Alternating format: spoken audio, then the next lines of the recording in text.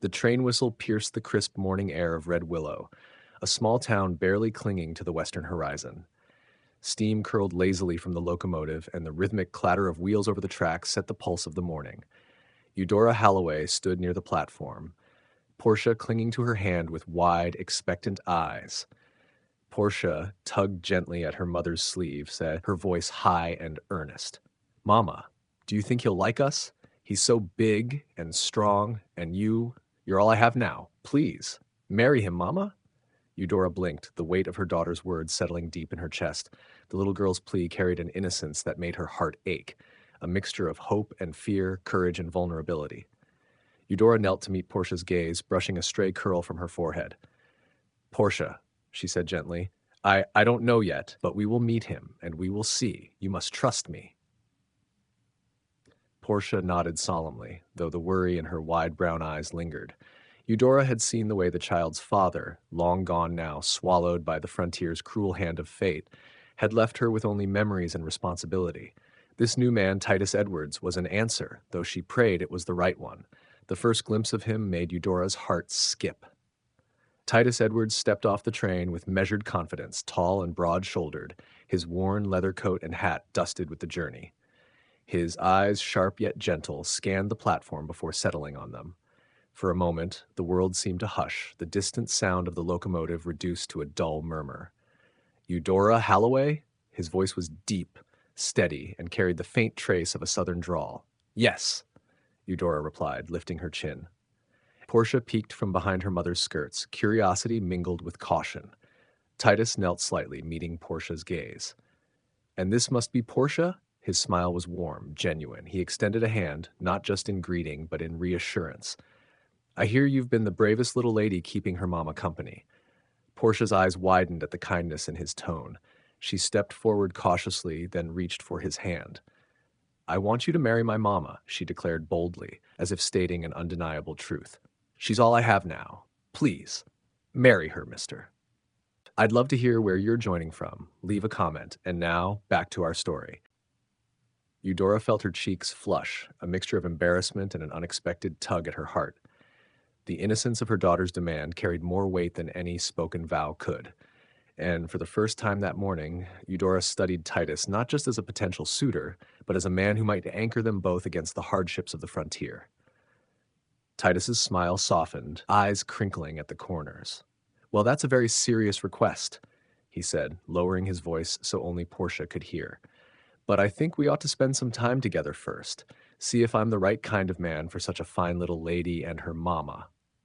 Portia's face lit up and she clutched Eudora's skirt, excitement battling her caution. Eudora laughed quietly, the tension in her shoulders easing slightly. The walk from the train platform to their modest cabin was quiet but not uncomfortable. Titus asked questions about the town, the land, and the daily life of a woman raising a child alone on the frontier. Eudora answered cautiously, mindful of her need to protect her heart and her daughter. Yet there was something in Titus's manner, respectful, patient, observant, that stirred a cautious hope. Once inside the cabin, Portia busied herself with showing him her small collection of hand-sewn dolls and neatly stacked books. Titus knelt beside her, genuinely attentive, commenting on the cleverness of her handiwork and the stories she shared. Eudora watched, noting the way he handled the child's curiosity with gentle humor and unwavering attention. There was no condescension, no pretense, only kindness and strength. As the morning waned, Titus helped with the chores, mending a broken fence post, guiding a nervous horse into the barn, and offering quiet encouragement to Portia as she swept the cabin floor. Every action spoke louder than words, a steady reliability, a respect for their lives, and a hint of tenderness that Eudora could not ignore. By midday, Eudora found herself sitting on the porch with Titus, sharing a simple meal. The prairie stretched before them, the golden grasses waving in the breeze, cattle grazing lazily, and the distant hills a soft blur on the horizon. The air carried the scent of fresh earth, hay, and possibility. "I can see why Portia is so fond of you," Eudora said softly. "She's very protective of what she has left, and she trusts you already, it seems." Titus nodded thoughtfully. "That's a trust I would never take lightly.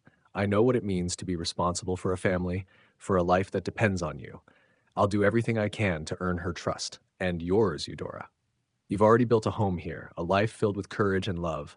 I would be honored to walk alongside you both, if you'll let me. Eudora felt warmth rise in her chest. The frontier had taught her to be wary, to shield her heart from disappointment, but there was something genuine, something steadfast in Titus's words. Perhaps, just perhaps, this man could be more than a helper, more than a companion. Perhaps he could be a partner in every sense. Portia tugged at Eudora's sleeve again, her small voice earnest. Mama, do you think he will stay? Will he really marry us? Eudora looked down at her daughter, brushing a lock of hair from her forehead. We'll see, Portia, we'll see. And in that moment, standing on the edge of the prairie, with the wind teasing the tall grasses and the warmth of the sun on their faces, Eudora felt the first fragile thread of hope for a new beginning, a life where love, faith, and courage could flourish, and where she and her daughter might finally have a man worthy of their hearts. The train whistle faded in the distance, leaving only the quiet pulse of the prairie. And as Portia leaned against her mother, eyes bright with hope, Eudora realized that the first step toward healing trust and love had been taken. She only needed to let the days unfold to see whether Titus Edwards could be the man her daughter believed him to be and the partner she quietly dared to hope for. The morning sun climbed slowly over the horizon, painting the red willow prairie with a soft glow. Birds called from the scattered trees, and the wind carried the sweet scent of fresh grass and wildflowers. Eudora Holloway moved with quiet efficiency, tending to the small vegetable garden that fed their modest cabin. Portia trailed behind her, barefoot and cheerful, a small wooden broom in hand, sweeping stray dirt along the porch. Titus Edwards appeared at the edge of the yard, hat in hand, watching the pair with a quiet attentiveness. His boots sank slightly into the soft earth, and he approached slowly, careful not to startle them.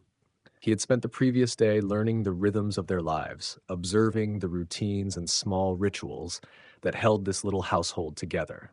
Today, he intended to take the next step, earning a measure of trust that Portia had already begun to extend, and that Eudora, cautiously, might allow. Good morning, Titus greeted, his voice warm, carrying just enough authority to command attention without demanding it. He tipped his hat politely, acknowledging both mother and daughter. Morning, Eudora replied, pausing to brush dirt from her hands. Portia beamed at him and waved enthusiastically. I've brought some things for the garden, Titus said, setting a small basket of seeds on the porch. Beans, corn, and a few tomato plants. Thought they might make your work a little easier. Eudora's lips curved in a small smile. That's thoughtful, thank you. Her eyes studied him carefully, noting the genuine intent behind the gesture. In a world where promises were often empty and hardship was constant, actions held far more weight than words. Portia bounced forward eagerly. Can we plant them now, Mr. Titus? Please? Titus laughed softly, kneeling to meet her eye level. I think that's a fine idea, Portia. Let's make this garden grow stronger than ever. Together, the three of them knelt in the soil, hands working to turn the earth, plant seeds, and water them carefully. Titus guided Portia's small hands gently, showing her how to make small furrows for the seeds and cover them just enough to protect them from birds. Eudora watched quietly, her heart swelling with a mixture of gratitude and cautious hope. You have a good way with her, Eudora said softly, bending to plant a row of beans. Portia is cautious at first, but she trusts you quickly. That's rare. Titus straightened, wiping sweat from his brow. She's wise beyond her years, and brave too. Anyone who has to care for a mother alone learns fast. Eudora's hand paused mid-motion, her gaze lifting to meet his. The sincerity in his tone, the quiet respect for both herself and her daughter, stirred something deep within her. The frontier had been harsh, often cruel, and her heart had learned caution. Yet here was a man who neither rushed nor pressured, who seemed to understand the delicate balance of responsibility, love, and patience. Portia clapped her small hands together, excited to see the seeds set in neat rows.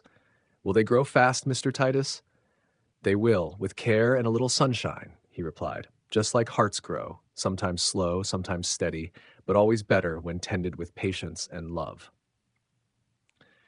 Eudora's breath caught slightly at the metaphor, her thoughts drifting to the tender words she had longed to hear and had rarely received. Could this man truly understand the fragility and strength of a mother's heart? She allowed herself a small measure of hope, careful to guard it as fiercely as she did Portia. After a morning of planting, they moved inside for a modest lunch. Eudora had prepared simple cornbread and stew, warmed over the wood-burning stove.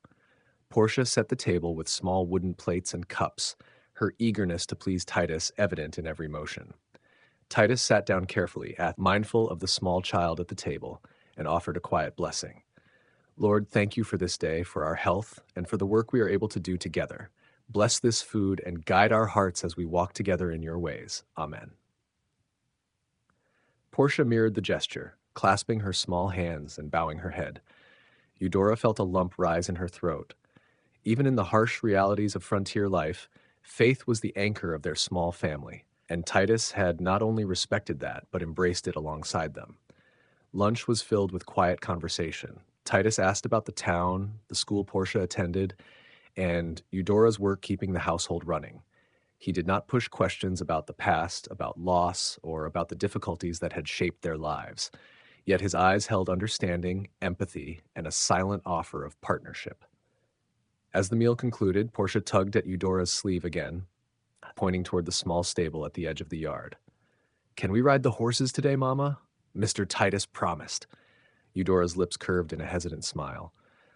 "Very well, but you stay close to me, Portia, and Titus will need your help to guide the horses safely."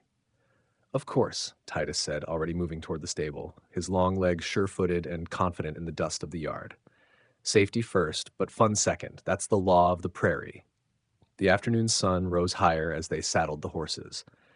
Titus mounted easily, offering Portia the reins with patience and gentle instruction. Eudora climbed behind him, heart fluttering as the familiar sway of horseback riding reminded her of freedom and strength she rarely allowed herself to feel. They rode slowly at first, Titus leading the way, guiding Portia between him and Eudora. He showed her how to feel the rhythm of the horse, how to maintain balance and confidence. Portia's laughter rang out like music across the prairie, pure and unrestrained, and Eudora felt a warmth spread through her chest at the sight. "You're a natural," Titus said, glancing at her with admiration. "But remember, the prairie can be tricky. Always keep your eyes open and listen to the land." "I am," Portia replied, determination in her small voice. She clutched the reins, mimicking Titus's calm posture, and the bond between teacher, child, and mother deepened. They spent the rest of the afternoon riding along the ridge, observing distant cattle, wildflowers, and the rolling hills. Titus pointed out landmarks, explained safe paths for the herd, and shared quiet stories of his travels. Eudora listened, heart quietly opening as she saw the man not just as a helper, but as a partner, someone steady, reliable, and capable of sharing in both the labor and love of their lives. As the sun began to set, painting the prairie in hues of gold and amber, they returned to the cabin. Titus dismounted, helping Portia carefully from her horse. Eudora's eyes met his, and she silently acknowledged the trust she was beginning to feel, a trust that had been slow to form, but now seemed as natural as the prairie wind itself.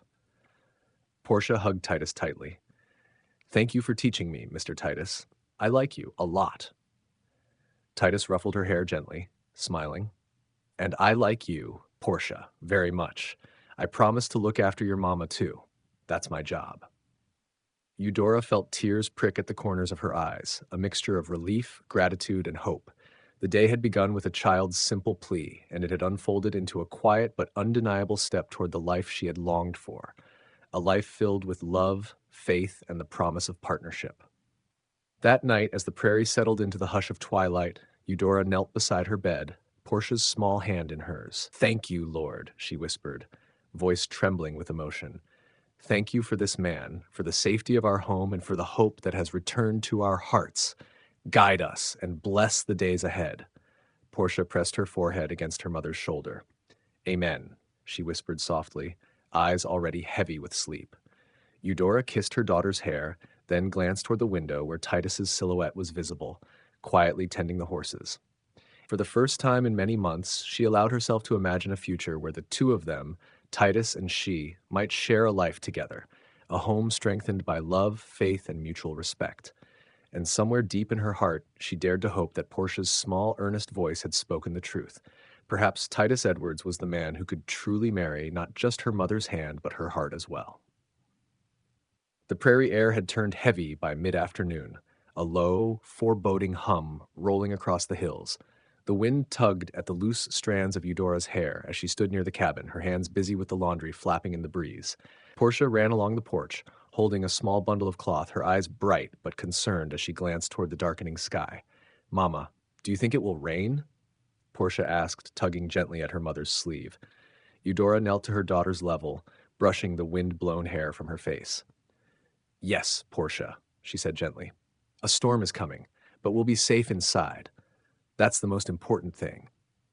Portia nodded, though unease lingered in her wide eyes. She turned her gaze toward Titus, who had been surveying the distant horizon from the fence line. His broad shoulders were squared, posture steady, but his furrowed brow betrayed his concern. He had spent the morning helping with the livestock and reinforcing the fences, anticipating the rough weather that often swept across the prairie without warning.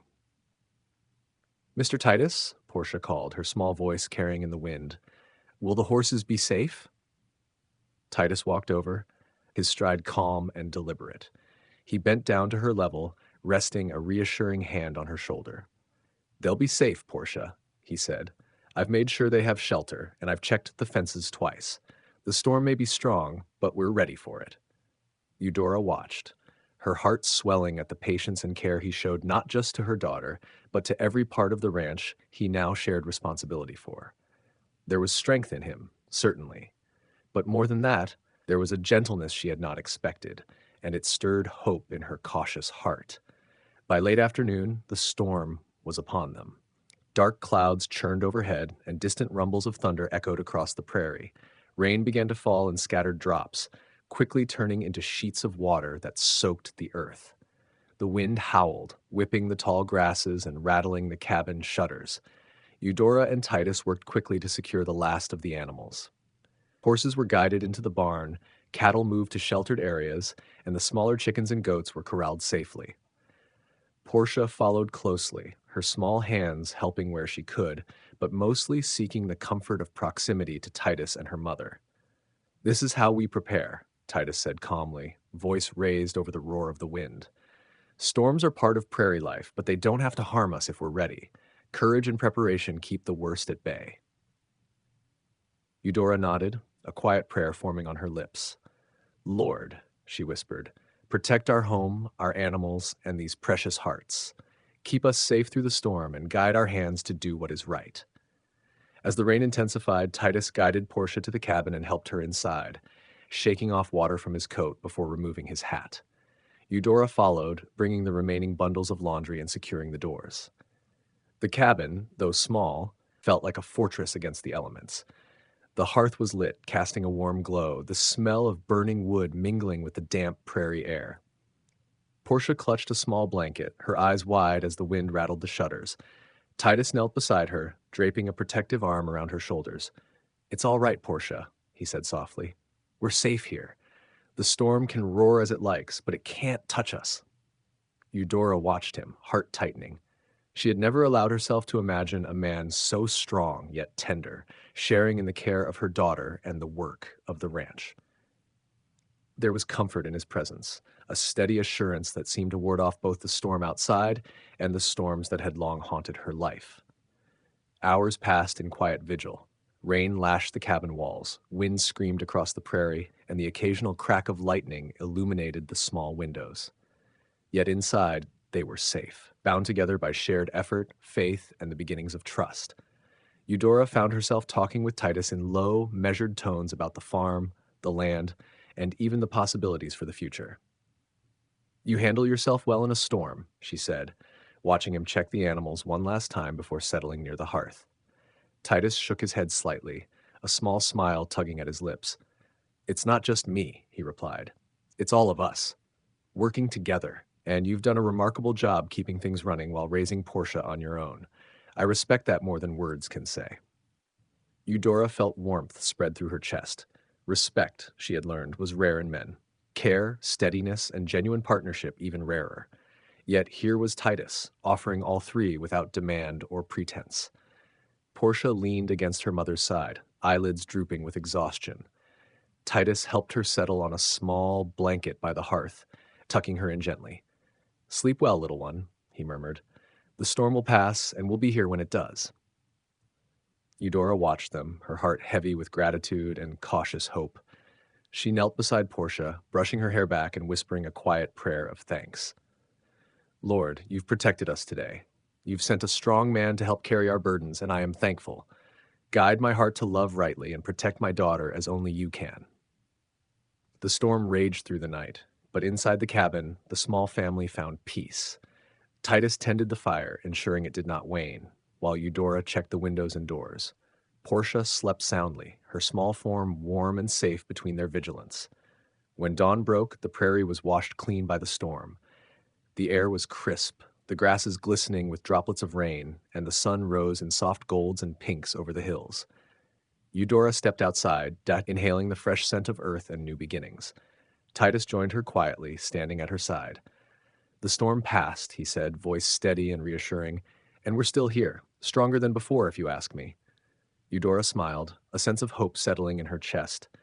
"Yes," she replied softly, "stronger, and perhaps ready for the days ahead." Titus looked toward her, eyes calm yet earnest. "I'd like to face those days with you, Eudora, if you'll let me." Her gaze softened, a mixture of emotion and careful trust reflected in her eyes. "We'll see, Titus, step by step, just as the prairie teaches us." Portia appeared at the cabin door, eyes wide with curiosity and excitement. "Mama, Mr. Titus, can we go ride the horses today?" Eudora chuckled softly, glancing at Titus. "I believe that's the perfect way to start a new day after the storm." Titus smiled, tipping his hat to Portia. "Then let's saddle up. The prairie waits for no one, and we've got work and adventure ahead of us." And so, with the storm behind them and the promise of a new day before them, Eudora, Portia, and Titus began the delicate weaving of trust, partnership, and the quiet beginnings of love, one careful step at a time, under the wide, endless skies of the frontier. The morning sun had barely crested the horizon when Eudora Holloway stepped outside, the dew still wet on the tall prairie grasses. Portia ran ahead, squealing in delight as she darted toward the small stable to check on the horses. The quiet of the early day was deceptive, for the frontier was rarely without its tests, and today it would arrive in a way neither Eudora nor Titus could have anticipated. Titus was already up, moving among the fences and pastures with the practiced eye of a man who had spent his life taming both land and livestock. His boots were coated with the morning's damp earth, and his hands rested briefly on the fence rails as he scanned the horizon. Even at this early hour, there was a tension in the air, a subtle unrest that only those accustomed to prairie life could sense. "Morning, Eudora," Titus called, tipping his hat slightly. "Portia's eager to ride, but I want to check the fences one more time. Last night's storm left the ground soft. Anything could have shifted." Eudora nodded, adjusting her apron. "We don't want the horses wandering off, or worse, getting hurt." She glanced toward Portia, who was already examining the saddles and bridles, humming a little tune she had picked up from the town's schoolhouse. They had barely finished their preparations when a distant cry carried on the wind, a high, urgent yell that made both Eudora and Titus freeze. Horses whinnied in the pastures, sensing danger, and Portia's small hands clenched the fence post. "What is it?" she asked, eyes wide. Titus's jaw tightened. "Could be a neighbor or trouble." He lifted his hand in a calming gesture. "Stay calm, Portia. Let's move carefully." The three moved toward the source of the cry, the rolling prairie stretching endlessly before them. As they approached a low rise, the source of the alarm became clear. A neighboring rancher's herd had broken through a weakened fence, cattle scattering in every direction. One of the rancher's young hands was caught off guard, struggling to gather the animals, his face pale with panic. Eudora exhaled slowly, relieved yet aware of the challenge before them. "Titus, can you help?" She trailed off, uncertainty flickering across her face. Titus moved immediately, assessing the situation with the calm authority that had already begun to earn Eudora's trust. "We'll work together," he said. "Eudora, guide the children back toward the cabin for safety. I'll handle the cattle. Portia, stay with your mother." Portia's lower lip trembled slightly, but she nodded, trusting her mother's guidance. Eudora's hand rested on Titus's arm for a brief moment, a silent acknowledgement of faith in him and in their partnership. Then she gathered Portia and led her a safe distance away, leaving Titus to face the challenge head on. The herd had spread wide across the prairie, some animals straying dangerously close to a ravine. Titus whistled softly, calling the horses to follow him. He mounted swiftly and with expert skill began guiding the cattle back toward the fence line. The young ranch hand followed, inspired by Titus's calm confidence, his own fear slowly replaced by determination. Eudora and Portia watched from a distance, hearts in their throats. Eudora whispered a prayer, her fingers clasped tightly. Lord, protect them. Guide Titus's hands, steady the cattle, and grant him the strength to restore order. Keep our family safe and teach us courage through this day. Titus rode deftly among the animals, his long arms gesturing with precision to turn the stubborn steers and guide the frightened calves. The wind caught his coat, his hat tilted slightly, but he remained unwavering. Eudora's breath caught as she realized fully how much she relied on him, not just for physical strength, but for the steadiness of heart that reassured both mother and child. Portia tugged at Eudora's apron, her voice small but insistent. Mama, he's amazing. Look how he handles them all. He's brave. Eudora nodded, a quiet smile tugging at her lips despite the tension. Yes, my love. He's brave and patient too. That counts for more than you know. By late morning, the herd was safely corralled, the broken fence temporarily repaired, and the young ranch hand exhausted but grateful. Titus dismounted, sweat beading his brow, and walked toward Eudora and Portia. All safe now, he said, voice calm yet firm. The fence will need proper repair, but the cattle are back where they belong. Portia ran to him, throwing her small arms around his waist. Thank you, Mr. Titus. You saved them. Eudora followed, placing her hand lightly on his shoulder. I don't know what to say. You handled everything so perfectly. You have no idea how much this means. Titus smiled gently, brushing the girl's hair back.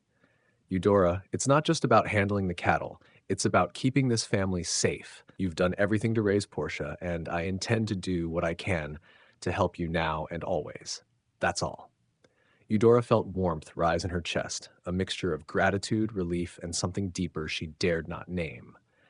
The prairie had tested her in countless ways, yet this man, steady, strong, patient, had proven himself not only capable of facing the physical dangers of frontier life, but also worthy of the trust she had so long withheld. The day continued with quieter work. Titus helped Eudora mend fences, inspect the horses, and ensure the animals were calm after the morning's ordeal. Portia stayed close, absorbing the lessons and mimicking the careful gestures Titus taught her.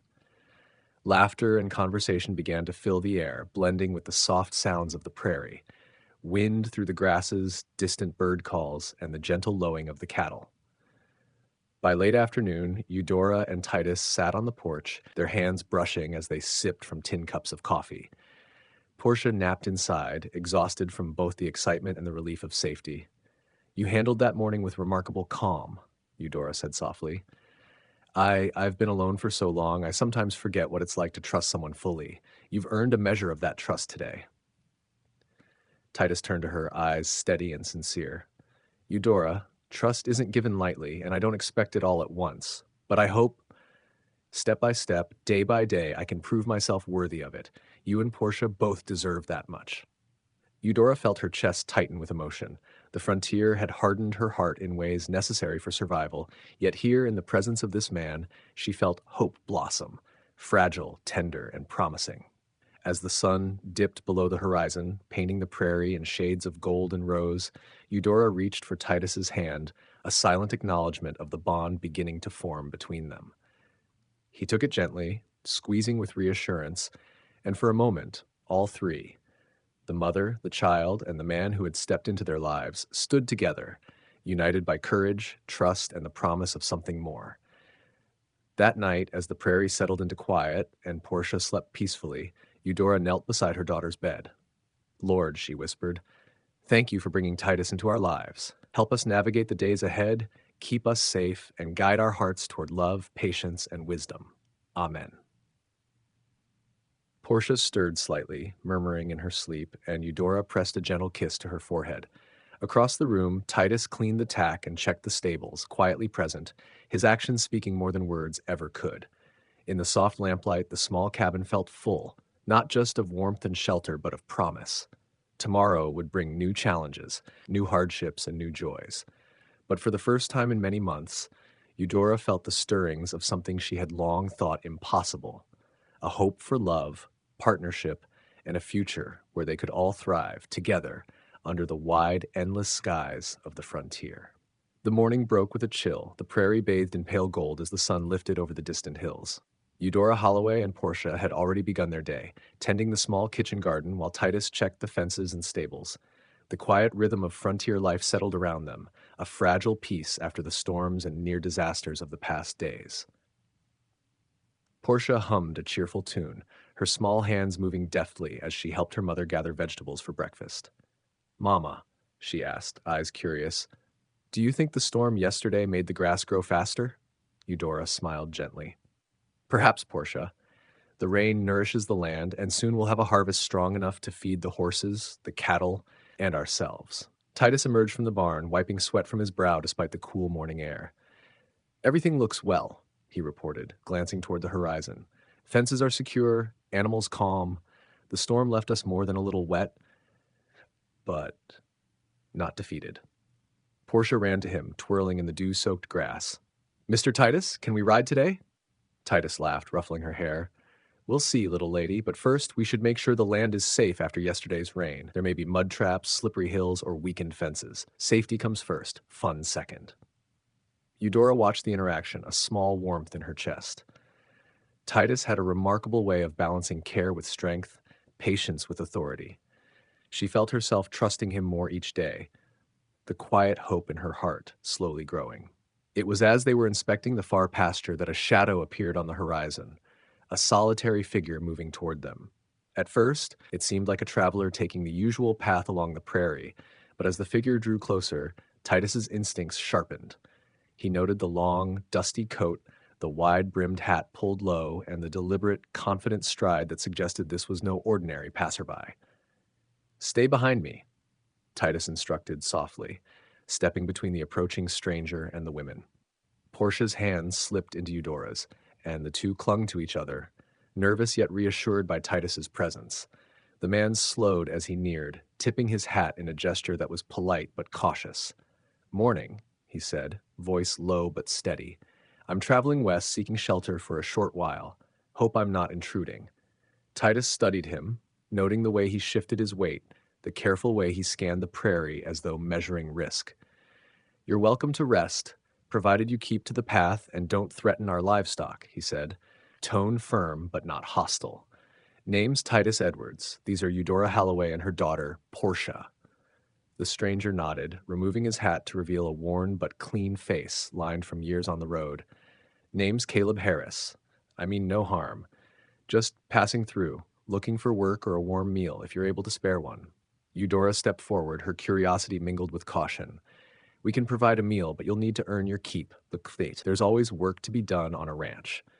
Caleb inclined his head. "I can work. I've handled cattle, repaired fences, and done just about everything a man needs to survive out here." Titus's gaze lingered on him, weighing trust against instinct.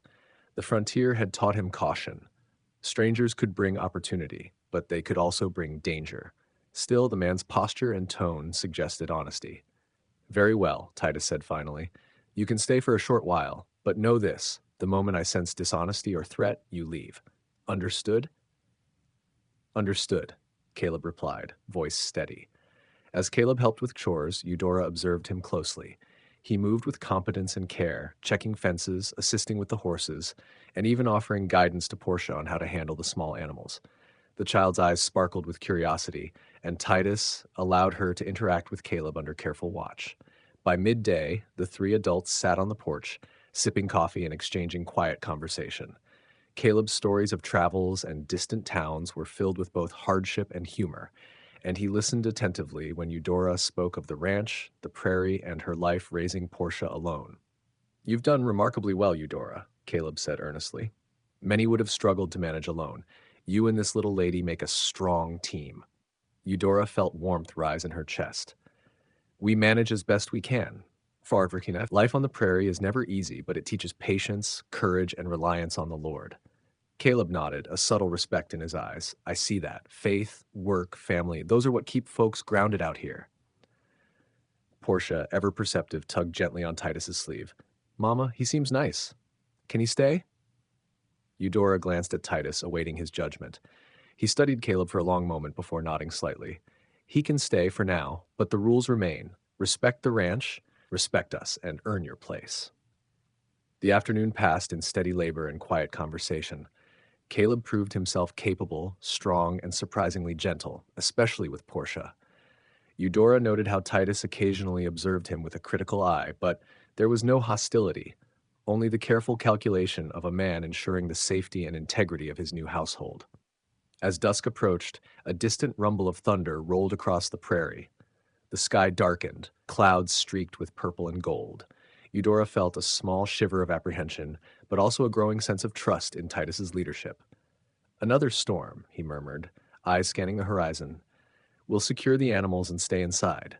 Caleb, you can help reinforce the fences and check the barn. Caleb nodded without hesitation, moving swiftly to carry out the tasks. Portia clung to Eudora, but the child's trust in Titus was evident. She knew they would all be safe under his care. Inside the cabin, the three adults coordinated seamlessly.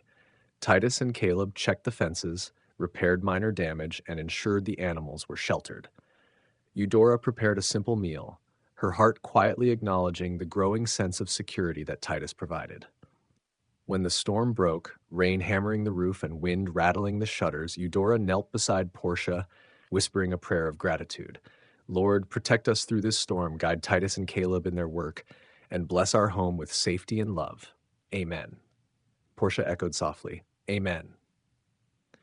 After the storm passed, the prairie was washed clean, the grass glistening in the golden sunlight, and a rainbow arched across the sky. Titus, Eudora, Portia, and Caleb stood together, surveying the land. The storm had tested them, and they had prevailed. Eudora looked at Titus, gratitude and admiration shining in her eyes. You handled everything so well. I trust you more than I ever imagined. Titus's gaze softened, a faint smile tugging at his lips. Trust is earned, Eudora, and I intend to continue earning yours every day. Portia tugged at his sleeve, excitement bright in her eyes. Mama, Mr. Titus, can we ride now? Eudora smiled, her heart lighter than it had been in months. Yes, my loves, let's ride and enjoy the prairie. As they mounted the horses and rode together across the open fields, Eudora felt hope bloom anew. A fragile, precious hope that love, trust, and family could thrive, even on the wild and unpredictable frontier.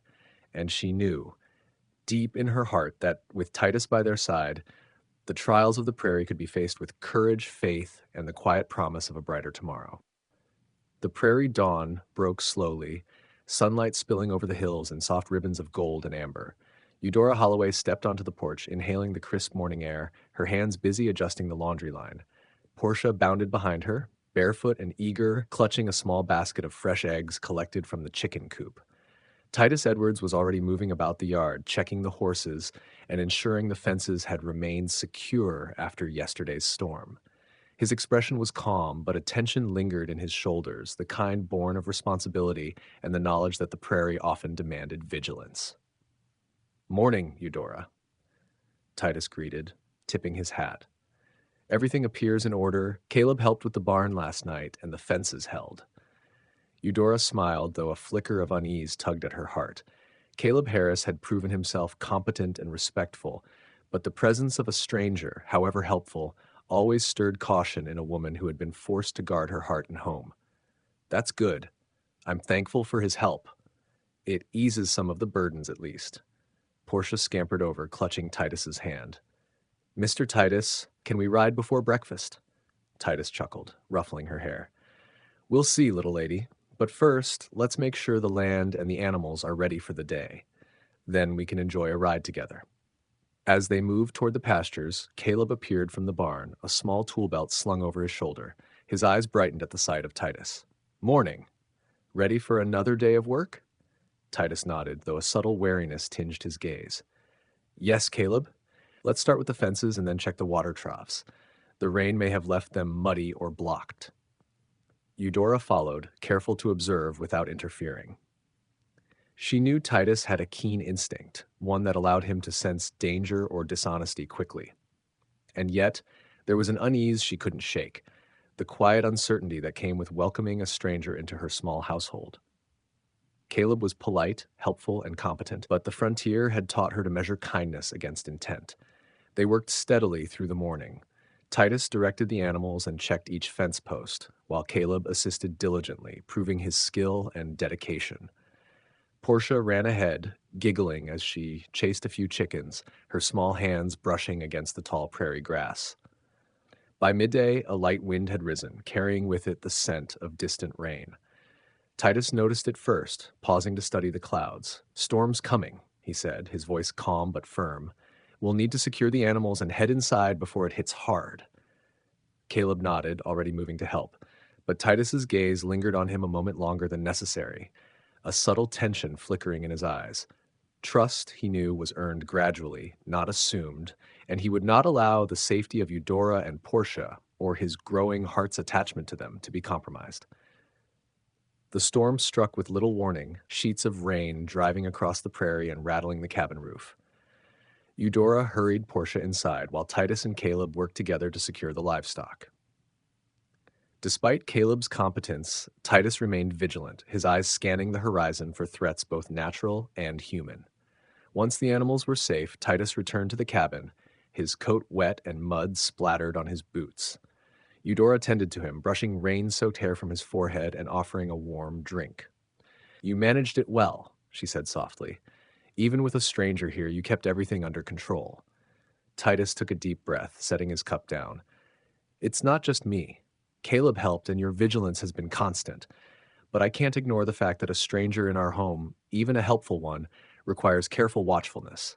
Trust is not blind. It's measured." Eudora nodded, understanding the weight of his words. Frontier life demanded prudence, and her heart, though slowly opening to Titus, had learned to protect itself fiercely. "I know," she replied, "and I appreciate the care you take, not just for me, but for Portia as well." Portia tugged at Titus's sleeve, concern flickering across her small face. "Mama, Mr. Titus, is Caleb okay? I like him." Eudora smiled gently, brushing a hand over her daughter's hair. "He's fine, Portia, but we must always be careful, no matter how kind someone seems. The prairie teaches us that." As the storm raged outside, Titus and Eudora found themselves seated near the hearth, the fire crackling and casting a warm glow. Silence fell between them, not uncomfortable, but filled with unspoken thoughts and reflections. "You've grown remarkably close to Portia already," Eudora said quietly, watching her daughter play with a small wooden horse. "I can see the trust she places in you, and I confess, I feel some of that trust myself." Titus's gaze softened. "She's clever, courageous, and wise beyond her years. And you've done all this on your own, Eudora. I admire your strength. I want you to know that I don't take lightly the responsibility I've assumed by coming into your lives." Eudora's heart fluttered at his words. The frontier had hardened her, taught her to survive, and yet here was a man who spoke not of duty alone, but of respect, care, and the potential for partnership. The afternoon wore on, and the storm eventually subsided, leaving the prairie glistening and renewed. Titus helped Eudora with small repairs to the cabin, and Caleb assisted quietly, earning the child's admiration without overstepping boundaries. As evening approached, the three adults stood together on the porch, surveying the prairie bathed in the warm light of sunset. Portia played nearby, her laughter mingling with the rustle of the grass and the distant calls of cattle. "You've managed the day well," Eudora said to Titus, a smile touching her lips. "Even with a stranger among us, we've remained safe and whole." Titus turned to her, eyes earnest. "That's because we trust each other, Eudora. Step by step, day by day, we learn who can be relied upon and who cannot. Caleb has proven himself useful, but my attention remains on you and Portia. Protecting you is my responsibility and my desire." Eudora felt a warmth rise within her chest, a mixture of gratitude, hope, and a tentative stirring of love. The frontier had tested her endurance, her judgment, and her heart. Yet with Titus by her side, she began to see the possibility of a future where courage, faith, and partnership could thrive. Portia ran to them, breathless and excited. "Mama, Mr. Titus, can we ride before dark?" Eudora glanced at Titus, her heart lighter than it had been in months. "Yes, Portia. Let's ride and enjoy the prairie while the light lasts." As they mounted their horses and rode across the golden fields, the wind carrying away the remnants of the storm, Eudora felt a sense of peace she had not known in years. With Titus guiding them and Portia's laughter echoing across the prairie, she allowed herself to hope for safety, for love, and for the promise of a life built together, one careful step at a time. The prairie was calm that morning, bathed in soft sunlight that seemed to promise a day free of storms. Eudora Holloway moved among the garden beds, her hands busy tending the sprouts that had begun to flourish after recent rains. Portia ran ahead, barefoot and laughing, carrying a basket of freshly picked vegetables toward the cabin. The rhythm of their morning was comforting, yet the quiet had a subtle weight. Titus Edwards appeared at the edge of the yard, a thoughtful expression on his face. He had spent the past several days earning the trust of both Eudora and Portia, and while progress had been steady, the lingering presence of Caleb Harris was a reminder that the frontier often brought complications in unexpected forms. "Morning, Eudora," Titus greeted, tipping his hat. "The fences look solid. The animals are calm. How are the gardens this morning?" "They're thriving," she replied, wiping her hands on her apron. "The rain did wonders, and Portia's been very helpful." She smiled at the child, who waved from the porch. "Though she's more interested in the flowers than the vegetables." Portia giggled, setting her basket down. "Flowers are important too. They make the prairie pretty, Mama." Titus chuckled, a gentle warmth in his voice. "You're right, little lady. The prairie would be dull without a few flowers." Their morning was interrupted by the distant sound of hooves approaching. Titus's instincts sharpened immediately, his eyes narrowing as he scanned the horizon. A lone rider appeared, dust rising from the dry prairie. The man's gait was steady, confident, yet there was an air of urgency in his approach. "Stay close to me," Titus said softly, stepping forward to position himself between the approaching stranger and the women. Eudora nodded, taking Portia's hand. The child clung to her mother, eyes wide with curiosity and a touch of apprehension. The rider drew closer, revealing a familiar figure, an older man, weathered by time and travel, but with sharp eyes that missed little. "Eudora Holloway?" the man called, voice carrying over the prairie wind. "Yes, that's me," Eudora replied, her tone cautious. "Who are you, sir?" The man dismounted with practiced ease, removing his hat. "Name's Silas Whitaker. I knew your husband's family long ago. I came to deliver a message and perhaps to warn you." His gaze lingered on Titus with subtle curiosity, measuring the man standing protectively before the women. Titus's hand rested near his holster, not out of distrust but out of habit. "We don't expect trouble here, Mr. Whitaker," he said firmly. "Speak your piece and then move along. This is a peaceful home." Silas inclined his head, noting the tension but ignoring it. "I don't intend trouble. I come bearing news and a warning. Eudora, there are folks in town who, well, they don't take kindly to women who've lost their husbands and try to manage alone. Some think you're vulnerable, others less fortunate than you are. You have a stranger now staying with you?" He gestured subtly toward Caleb, who was visible in the distance, tending the horses. Eudora's pulse quickened slightly. "Yes, he's earned our trust, and I intend to keep it that way. What warning do you bring?" Silas looked toward Titus, his gaze steady but thoughtful. "This man here, Titus Edwards, has proven reliable, strong, and honorable. But the prairie brings trials that even the strongest cannot foresee. There are dangers beyond cattle, storms, and fences. You'll need vigilance, courage, and faith to protect yourself and your child." Eudora felt her heart swell at the affirmation of Titus's character, yet she could not ignore the unease Silas's words planted. The frontier was unpredictable, and while Titus had shown his strength and care, the past had taught her caution. Portia tugged at Eudora's sleeve. "Mama, is he nice?"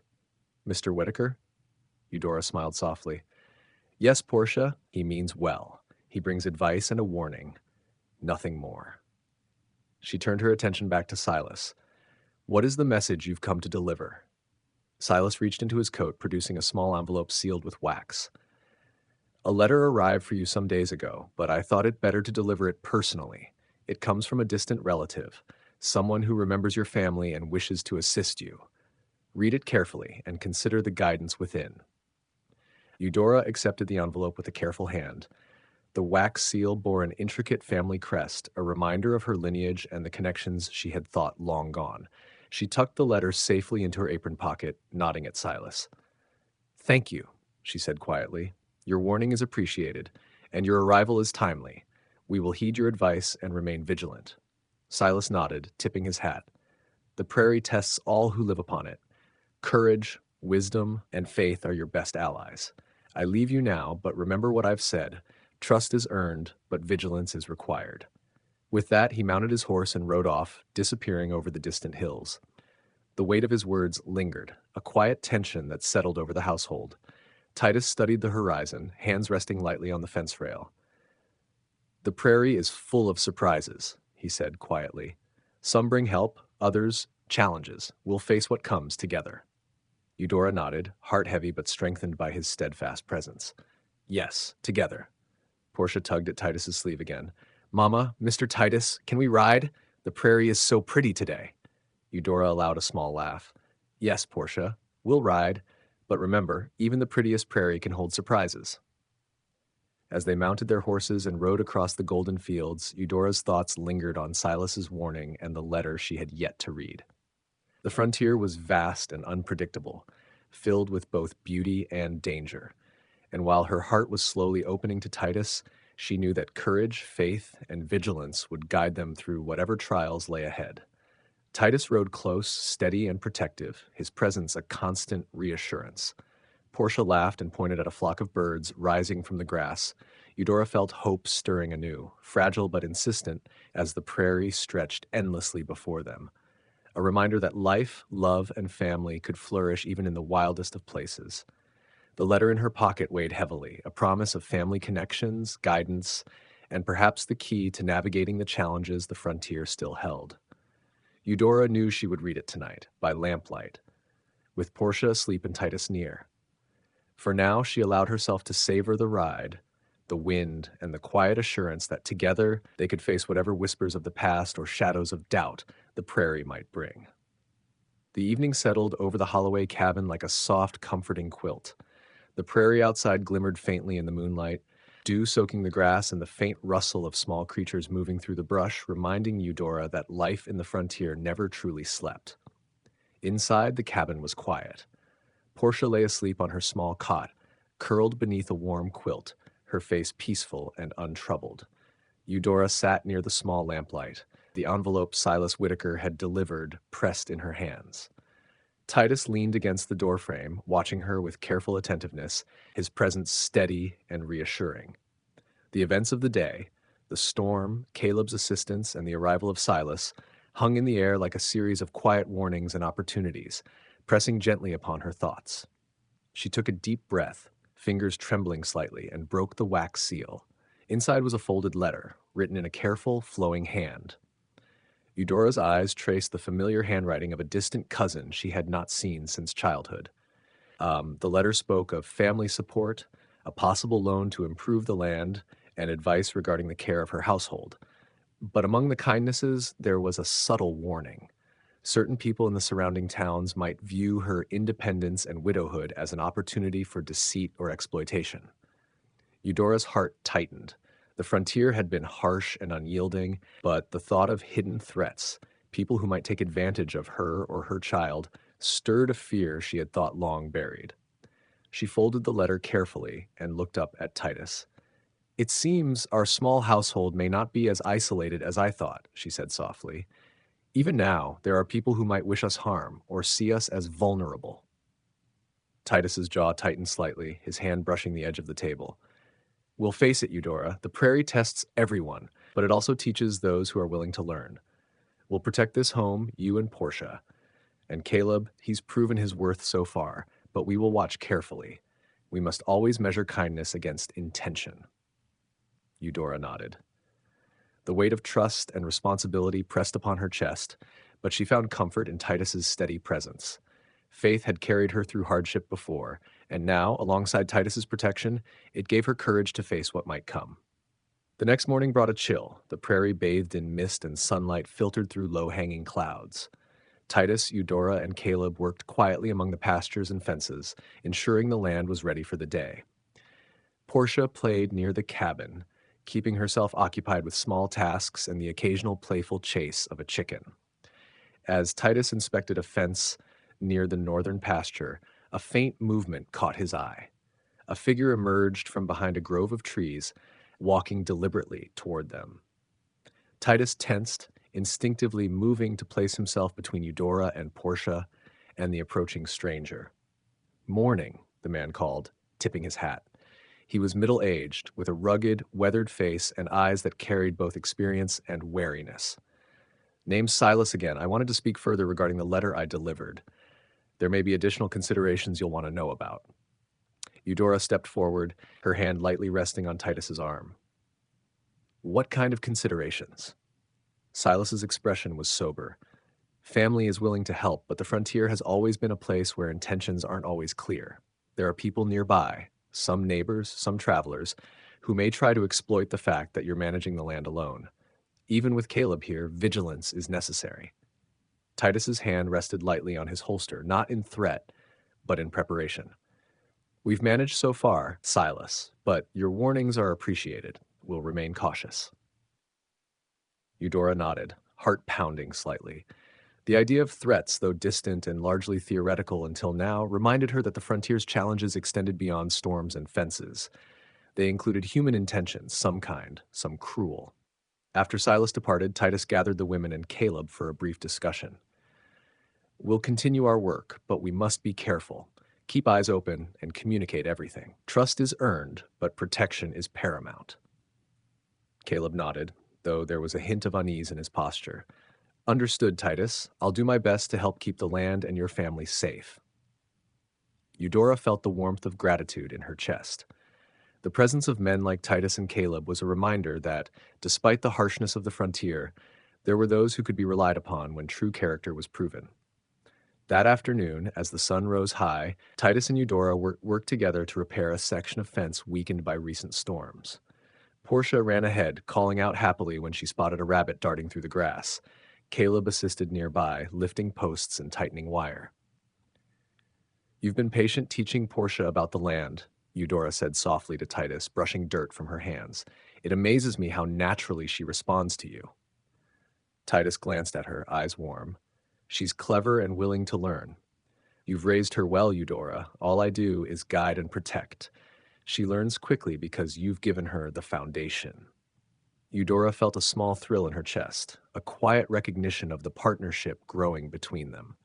Faith and trust had brought them together, but shared responsibility and courage in the face of the prairie's challenges were cementing a bond she had not dared to hope for. As evening approached, Eudora finally took the letter from her apron pocket to read fully. By lamplight, she absorbed every word, each line a careful blend of familial care, practical advice, and warning. She learned of resources available, people to avoid, and guidance for managing both the land and her household. There was hope within the letter, a sense that she was not entirely alone. Even across the vastness of the frontier, family ties endured. Titus watched quietly from the doorway, recognizing the mixture of relief and apprehension in her eyes. "That's good news," he said softly. "Family support, guidance, it will strengthen us. And with the two of us watching over Portia, nothing will catch us unprepared." Eudora smiled faintly, a sense of cautious optimism filling her heart. "Yes, Titus, I think we're ready for what comes next. With faith, vigilance, and courage, we can handle the challenges ahead." The prairie outside glimmered under the moonlight, a reminder that life here demanded courage, resilience, and trust. And as Eudora, Titus, and Portia settled for the night, she allowed herself to hope, quietly, carefully, for a future where love, family, and faith could thrive, even in the unpredictable and wild expanse of the frontier. The prairie's late afternoon sun bathed the Holloway cabin in golden light, a serene glow that belied the tensions quietly simmering across the horizon. Eudora Holloway moved about the garden, Portia at her heels, collecting vegetables for the evening meal. Titus Edwards worked along the fences, checking for damage after the recent rains. Caleb Harris assisted nearby, tightening wire and reinforcing posts. Life seemed routine, almost comforting, but the frontier rarely allowed comfort without challenge. Portia paused mid-step, her small hands clutching a handful of radishes. "Mama, did you hear that?" Eudora paused, tilting her head to catch the faintest sound, a soft, irregular rustle in the tall grass beyond the northern fence. "I heard it too, Portia," she said softly. Her hand brushed her daughter's shoulder, a signal to remain calm. "Stay close to me." Titus's eyes narrowed, instinctively scanning the horizon. The prairie could hide many things. wild animals, lost travelers, or men with less honorable intentions. He moved toward Eudora and Portia, his presence both protective and reassuring. "We'll check it out carefully," he said. No sudden movements. We remain calm and watchful. Caleb followed, adjusting his hat and carrying a tool belt for protection. "Do you think it's a coyote? Or maybe a stray horse?" he asked cautiously. Titus shook his head. "Could be, but on the prairie, nothing should be assumed. We approach with care." As they neared the northern fence, the movement resolved into two figures, strangers approaching with deliberate steps. One carried a rifle slung across his back, the other held a satchel, moving cautiously but with purpose. Their eyes lingered on the cabin, and something in their posture spoke of intention beyond mere curiosity. Titus took a step forward, voice firm. "Halt! Identify yourselves!" The taller man raised his hands in a gesture of peace, though the rifle remained at his side. "Evening, sir. We're travelers, seeking provisions and rest for the night. We mean no harm." Eudora's heart pounded. The frontier was no stranger to deception, and their calm demeanor did little to ease her apprehension. "We cannot provide shelter to strangers who arrive unannounced," she said firmly. "We can offer water and basic necessities, but you must understand our home is private, and we protect it carefully." The man with the rifle hesitated, exchanging a glance with his companion. "We understand. Just asking for some water and food. That's all." Titus's gaze was steady, measuring every detail. The way they shifted their weight, the set of their shoulders, the slight flick of their eyes toward the fences. Instinct told him to remain cautious. "You may stay outside the fence while we provide water," he said slowly. "Any other actions will be met with resistance." Caleb stepped forward, quietly offering to fetch water. Eudora remained close to Portia, her hand brushing the child's hair as a reassurance. Portia's eyes were wide with both curiosity and fear. As the men accepted water, Titus subtly gestured to Caleb. "Watch them closely. Any sudden movement, and we intervene." The taller stranger drank deeply, nodding his thanks. "We don't want trouble, just a brief respite from the road." Eudora studied them, feeling a mixture of apprehension and cautious empathy. The frontier was harsh. Travelers could be desperate, yet desperate men sometimes brought danger. Her faith reminded her to pray for guidance and discernment.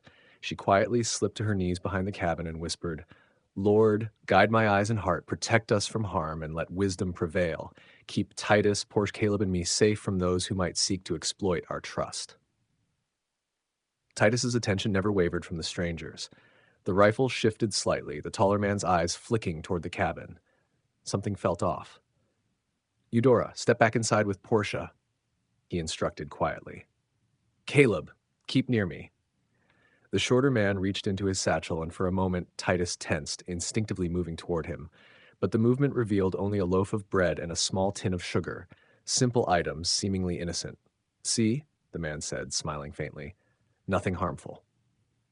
Titus relaxed marginally, but kept his eyes sharp. "We'll allow you to pass the night in the yard, away from the cabin. Tomorrow, you continue your travels. Any attempt to breach the home, and you will face consequences." The men nodded, settling near the edge of the property. Caleb and Titus continued to observe while Eudora prepared a small meal to offer them. Portia hovered near the doorway, her eyes wide and curious, but Titus's presence kept her grounded. Night fell, and the prairie darkened. The fire inside the cabin cast warm light across the porch, and the wind rustled the grass with an eerie cadence.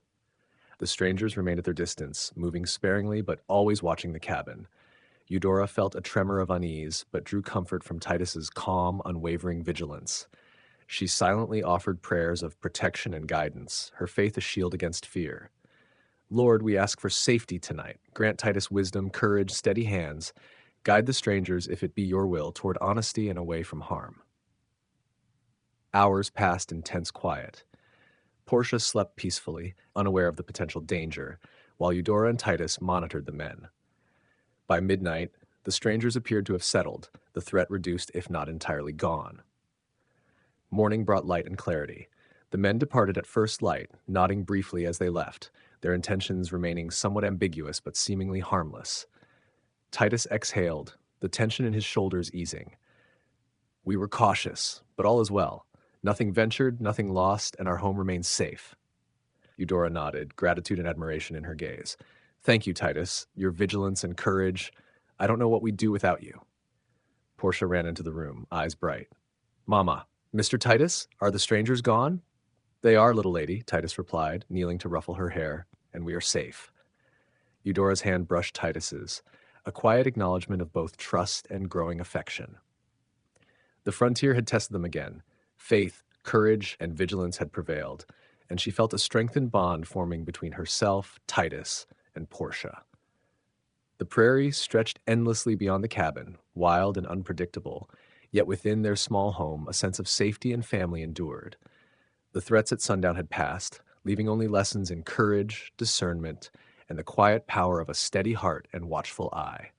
And as Eudora knelt once more in prayer that morning, she whispered a heartfelt thanks. Lord, we have faced danger and come through unharmed.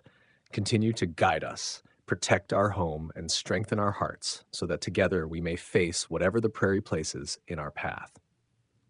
Titus's hand rested lightly on her shoulder as they watched Portia chase the morning light across the grass.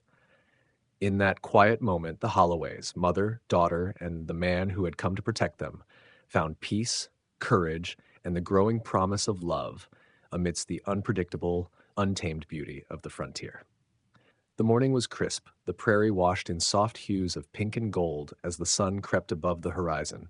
Eudora Holloway moved carefully about the cabin, preparing breakfast while Portia helped set the small table with the simple utensils and bread fresh from the oven. The events of the previous night, the strangers at sundown, still lingered in Eudora's mind. She had prayed long into the night, seeking guidance and protection, and the safe passage of the men had reaffirmed the quiet faith that had carried her through so many trials on the frontier. Titus Edwards emerged from the barn, dusted in the soft light of dawn. His eyes swept across the pastures, noting the animals grazing quietly, the fences intact, and the air itself calm. Yet beneath his calm exterior, a cautious vigilance remained. The prairie had taught him that danger could appear when least expected. Morning, Titus greeted softly, tipping his hat. All looks well, though I notice the eastern fence post near the creek needs reinforcement. I'll help with that today, Eudora replied, brushing flour from her hands. Better to fix it before any accidents happen. Portia bounced in excitement. Can I come too, Mama? I want to help. Eudora smiled, brushing a lock of hair from her daughter's forehead. You can help in small ways, Portia. Stay near us, and I'll show you how. The family began their work with a quiet rhythm, repairing the fence and checking the water troughs.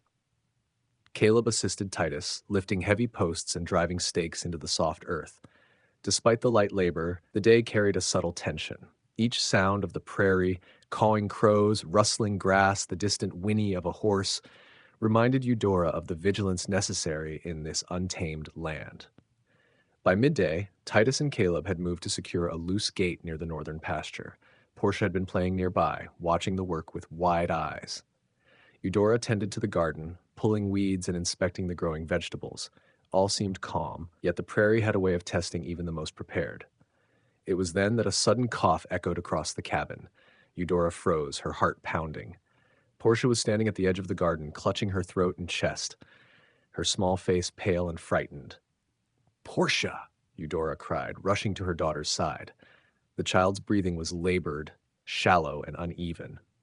Eudora's hands trembled as she supported her daughter, calling out softly, Lord, help me, protect her, guide my hands and my heart to do what is right. Titus was instantly at her side, kneeling to assess the situation. What happened? Did she eat something, inhale dust, or get too close to the barn? I don't know, Eudora whispered, panic threatening to overwhelm her. She was just playing. She's been fine until now. Caleb moved quickly to assist, fetching a basin of water and damp cloth. Stay calm, Eudora. We can handle this. We've got her, and we'll get her through. Titus guided Portia gently to sit on a bench, supporting her small frame. Eudora held her daughter's hand, whispering soothing words. It's okay, Portia. Mama's here. We're right here with you. Trust in God, my love. He's watching over you. Portia's eyes flickered open, tearful but trusting. Mama, I'm scared. I know, darling, Eudora replied softly, brushing her hair back from Portia's forehead. But we're here, and the Lord will keep us safe. You're not alone. Titus instructed Caleb to fetch a simple herbal remedy from their supplies, a mixture of peppermint and chamomile known to soothe minor respiratory issues. As they prepared the remedy, Eudora knelt beside Portia, quietly praying, "Lord, grant strength to my little girl. Heal her, calm her, and guide Titus and me in helping her recover." The minutes stretched long, tense with fear, but gradually Portia's breathing began to ease. Titus held her gently, offering reassurance and calm, while Eudora applied the remedy and encouraged slow, measured breaths. "You're doing well, Portia," Titus said softly, voice steady and comforting. "Breathe slowly. You're safe. We've got you." Eudora felt her own fear ebb as her daughter's condition stabilized. Faith, courage, and steady hands had carried them through. She could feel the prairie's harsh lessons etched in every movement: the necessity of vigilance, the importance of preparedness, and the power of trust in both God and those who loved her. As the sun dipped lower in the sky, Portia lay resting, her cheeks flushed but her breathing steady. Titus and Caleb cleaned the tools and supplies used in the emergency, while Eudora knelt once more in prayer. "Thank you, Lord, for protecting Portia. Bless her, heal her, and continue to guide Titus and me in keeping our home safe. May we always trust in you and act with wisdom." Titus approached her, placing a steady hand on her shoulder. "She's stronger than she knows," he said quietly. "And you've shown courage, Eudora. You kept calm, prayed, and acted with wisdom. I admire you more than ever." Eudora felt a warmth in her chest, a mixture of relief, gratitude, and burgeoning affection. The prairie had tested them again, through fear, uncertainty, and the fragility of life. But together, they had prevailed. Faith and trust had been their guides, and love, though quiet and growing, had strengthened their bond. Portia stirred, blinking up at her mother and Titus. "Mama, Mr. Titus, am I okay now?" Eudora nodded, her eyes misty. "Yes, darling, you're okay. The Lord watched over you, and we were here to help. You're safe." Titus knelt beside them, voice warm. "And we'll always be here, Portia. You and your mama are never alone."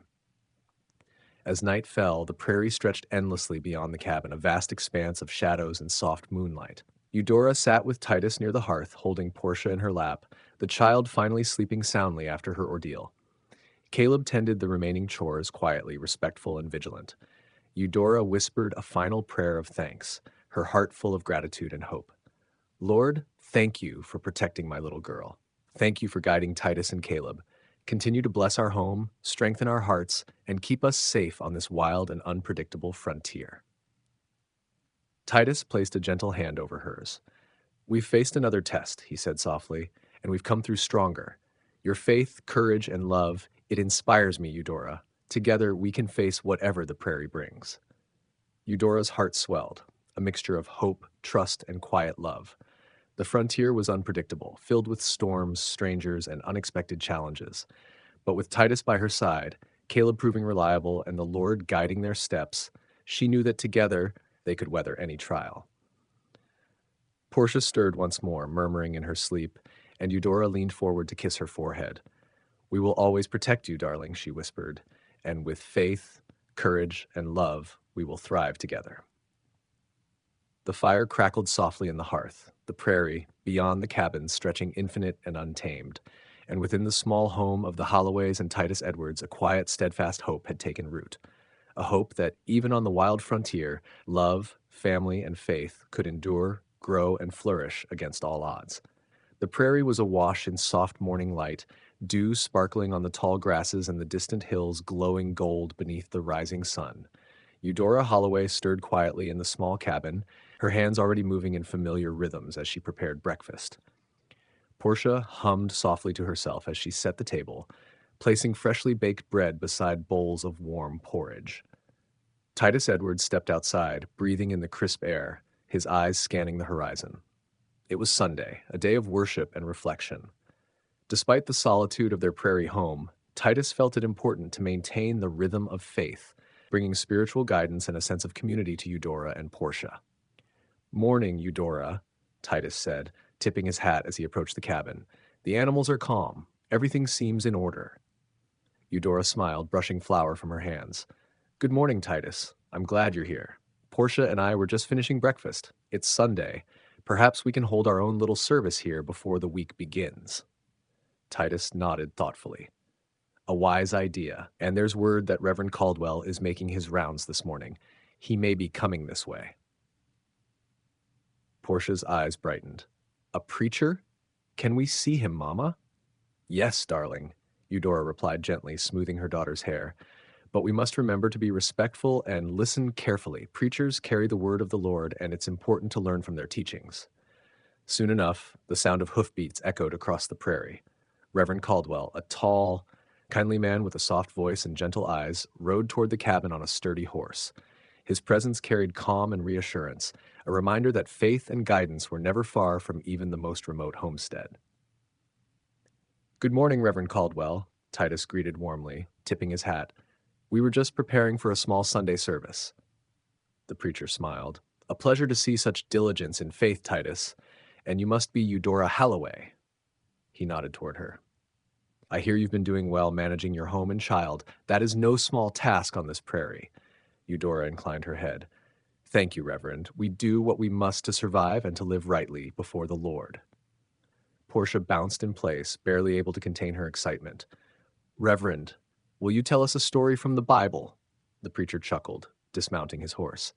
I will, little one. But first, let us settle. We have a good fire, a quiet space, and hearts ready to listen. Inside the cabin, Titus, Eudora, Portia, and Caleb gathered as Reverend Caldwell began the morning service. He spoke of courage, faith, and the importance of family and community, weaving parables and scripture in ways that resonated deeply with each listener. Eudora felt her heart swell with both reassurance and inspiration, reminded that faith could sustain even amidst uncertainty. After the sermon, the conversation turned to practical matters. Reverend Caldwell spoke of upcoming travel to nearby homesteads, news from neighboring ranches, and guidance for managing crops, animals, and household affairs. Caleb listened attentively, offering observations from his own experience, while Titus contributed his careful assessments of the land and fences. Eudora found herself encouraged not only by the spiritual guidance, but also by the sense of community and support.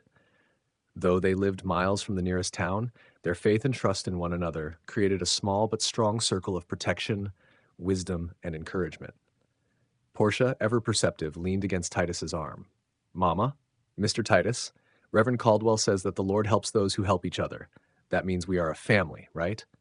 Eudora smiled, brushing a hand over her daughter's hair. Yes, Portia, we are a family, and faith reminds us that families, both chosen and born, are guided by love, care, and God's hand. Titus looked at Eudora, admiration in his eyes.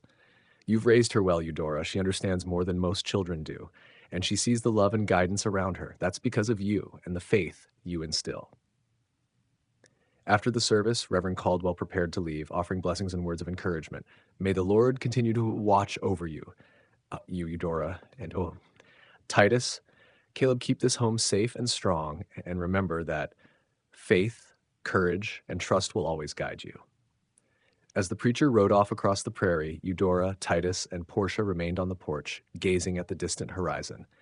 Caleb stood nearby, thoughtful, and the household was filled with quiet reflection. Eudora finally spoke, her voice gentle. The frontier is challenging, but moments like these remind us of what truly matters: family, faith, and trust. Titus nodded, his hand brushing lightly against hers. And love, Eudora.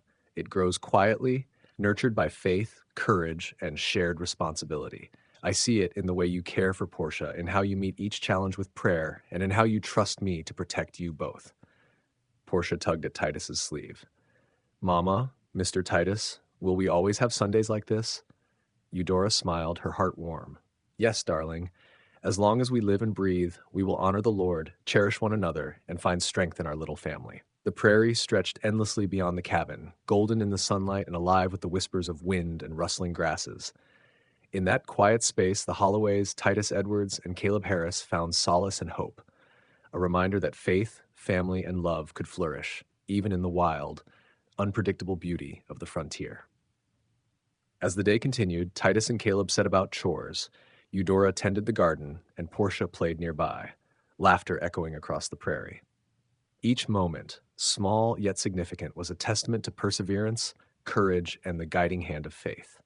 And Eudora allowed herself a quiet hope that together they could face any storm, any stranger, and any challenge the frontier placed before them, bound by love, trust, and God's enduring grace. The prairie morning arrived with a gentle breeze, carrying with it the faint scent of fresh hay and the soft hum of wildlife awakening. Eudora Holloway moved about the cabin, preparing breakfast, while Portia helped fetch fresh eggs from the coop. Titus Edwards was already inspecting the fences, his eyes sharp, noting a few loose posts near the western pasture.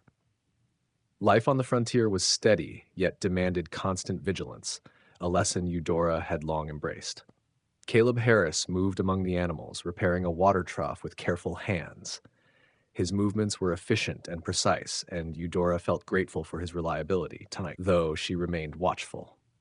Titus, ever protective, kept a keen eye on both Caleb and the surrounding prairie, aware that the frontier often brought unexpected challenges. Suddenly, the distant sound of wagon wheels clattering over the rough prairie road reached their ears. Eudora paused, hand resting on Portia's shoulder. "Visitors from town," she murmured. The sound was faint, yet carried a weight of curiosity and anticipation. Titus turned toward the sound, tunneling, his posture alert. "It's been some time since anyone came this way. Let's see who approaches before making any decisions." As the wagon drew closer, Eudora could make out two figures seated atop the bench, a man and a woman, both dressed in fine clothes compared to the practical garb of the prairie. Behind them, crates and barrels hinted at trade goods or provisions. The wagon rattled and bumped over uneven ground, slowing as it neared the Holloway cabin. The man tipped his hat politely as Titus stepped forward. "Good morning," he called. "Name's Samuel Lawson, and this is my sister Clara. We're traveling to the next settlement, carrying supplies and news.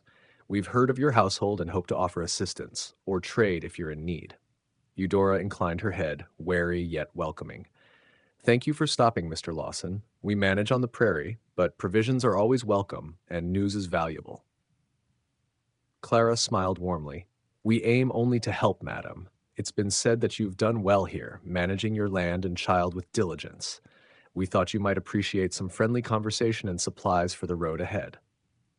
Titus studied them, noting their manner, their speech, and the subtle cues of honesty, or the lack thereof. "You may leave your wagon here for a moment. We'll assist with the unloading and ensure your goods remain safe." Caleb moved to help, lifting crates and barrels with steady hands. Portia hovered nearby, eyes wide with curiosity. Eudora invited the visitors inside the cabin, offering them water and a place to rest while the unloading continued. Inside, conversation flowed naturally. The Lawsons spoke of nearby towns, the challenges of travel on the frontier, and the importance of community and faith in sustaining life. Eudora listened attentively, offering her own observations of prairie life, while Titus contributed practical knowledge about the land and livestock. Caleb provided insight into maintenance, tools, and the occasional mishap of frontier living. Portia tugged at Eudora's sleeve. "Mama, Mr. Titus, they seem nice. Can I show them the garden?" Eudora smiled. "Yes, Portia, but remember to stay polite and keep them within the boundaries of the garden." Portia led Clara to the garden beds, explaining proudly the sprouts, the vegetables, and the small flowers that brought color to their homestead. Clara listened with genuine interest, complimenting Portia's diligence and curiosity. Portia's confidence grew under the warm attention, her small voice clear and articulate as she shared her knowledge. Outside, Titus and Samuel discussed supplies, trading information about animals, bartering goods, and sharing tips for safe travel.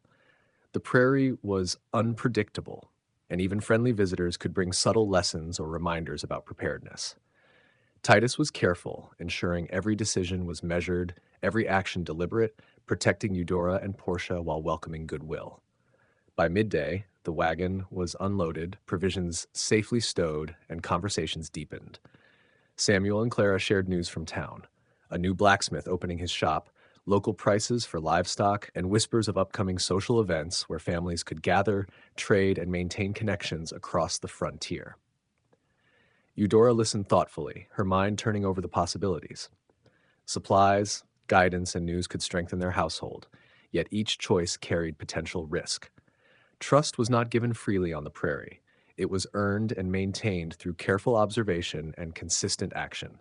Titus placed a reassuring hand on Eudora's shoulder. "We have what we need," he said quietly. "The rest we consider carefully. Faith and vigilance will guide us as always." Portia ran back to them, excitement lighting her face. "Mama, Mr. Titus, they're so nice, and Clara wants to see my flowers again tomorrow. Eudora chuckled, brushing her daughter's hair. Very well, Portia, but we must remember to remain careful. The prairie brings lessons even in kindness. As the Lawsons prepared to continue their journey, they expressed gratitude for the hospitality and warmth they had received. May the Lord bless your home, Clara said softly, her eyes sincere. It's rare to see a family so devoted to faith, courage, and care for one another. Samuel nodded in agreement. Keep vigilant, and may your prairie remain safe and fruitful. You've done well, and it shows. The wagon rolled away, leaving behind a quiet prairie, refreshed and renewed by sunlight and the gentle rustle of the grass. Eudora, Titus, and Portia stood together on the porch, reflecting on the visit. Eudora finally spoke, her voice quiet but filled with gratitude. The frontier tests us in many ways, but moments like these remind me that kindness, faith, and trust endure, even across distances and hardships. Titus nodded, eyes on the horizon. And love, Eudora. It grows quietly, nurtured by shared responsibility, courage, and the faith we place in one another. Together, we face the prairie's challenges, and together, we thrive. Portia tugged at Titus's sleeve. Mama, Mr. Titus, can we invite Clara to see us again? Eudora smiled softly. Yes, Portia, but always with care and always with respect. We welcome friends who bring joy and guidance, and we maintain caution for our safety. As the sun dipped lower in the sky, casting long shadows across the prairie, the Holloways, Titus, and Caleb reflected on the day's lessons: vigilance, faith, and the quiet power of connection, even in the untamed frontier. The prairie stretched endlessly before them, wild and unpredictable, yet within their small home, a sense of security, love, and hope endured, a reminder that family, faith, and trust could flourish no matter the challenges. The prairie morning began with an uneasy calm. The air was thick with humidity, and the distant hills were shrouded in a low gray mist. Eudora Holloway moved about the cabin, her hands busy with chores, but her mind alert to the subtle shift in the wind. The prairie had a way of warning those who listened, a breeze that carried tension, a sky that darkened with purpose. Portia collected eggs from the coop, her small hands clutching the fragile shells with care. Titus and Caleb were inspecting the fences, their eyes sharp, noting every loose post and weak section that might fail under the strain of wind or water. Eudora paused, gazing toward the horizon. Titus, Caleb, the sky looks heavy. I fear a storm may be coming. We should prepare the house, the animals, and everything outside. Titus nodded, moving swiftly to organize the efforts. Agreed. We'll secure the animals, tie down equipment, and ensure the fences are reinforced. The prairie is unforgiving during storms, but preparation and vigilance will carry us through. Caleb joined, lifting supplies and assisting with the animals. Portia, eager to help, gathered smaller tools and carried them into the cabin, careful to avoid dropping anything. Eudora guided her daughter with gentle instructions. Hold each item steady, Portia. The storm is coming, and we must protect everything and everyone. The first signs of the approaching storm came as a distant rumble, low and ominous. The sky darkened further, swirling with gray and deepening purple, and the wind began to whip the grass and trees into restless motion. Eudora felt a flicker of unease, but drew strength from faith in the calm presence of Titus. Eudora, Caleb, bring the animals closer to the barn, Titus called over the growing wind. Portia, stay close to me inside. The family worked quickly. Horses, cattle, and smaller livestock were guided into secure enclosures. Tools and supplies were tied down or moved into the cabin. Titus and Caleb moved efficiently, their movements synchronized with practiced care. Eudora prayed quietly as she assisted, whispering, Lord, grant us safety and guidance. Protect our home, our animals, and my child from harm. Give us courage, wisdom, and steadfast hearts to face this trial.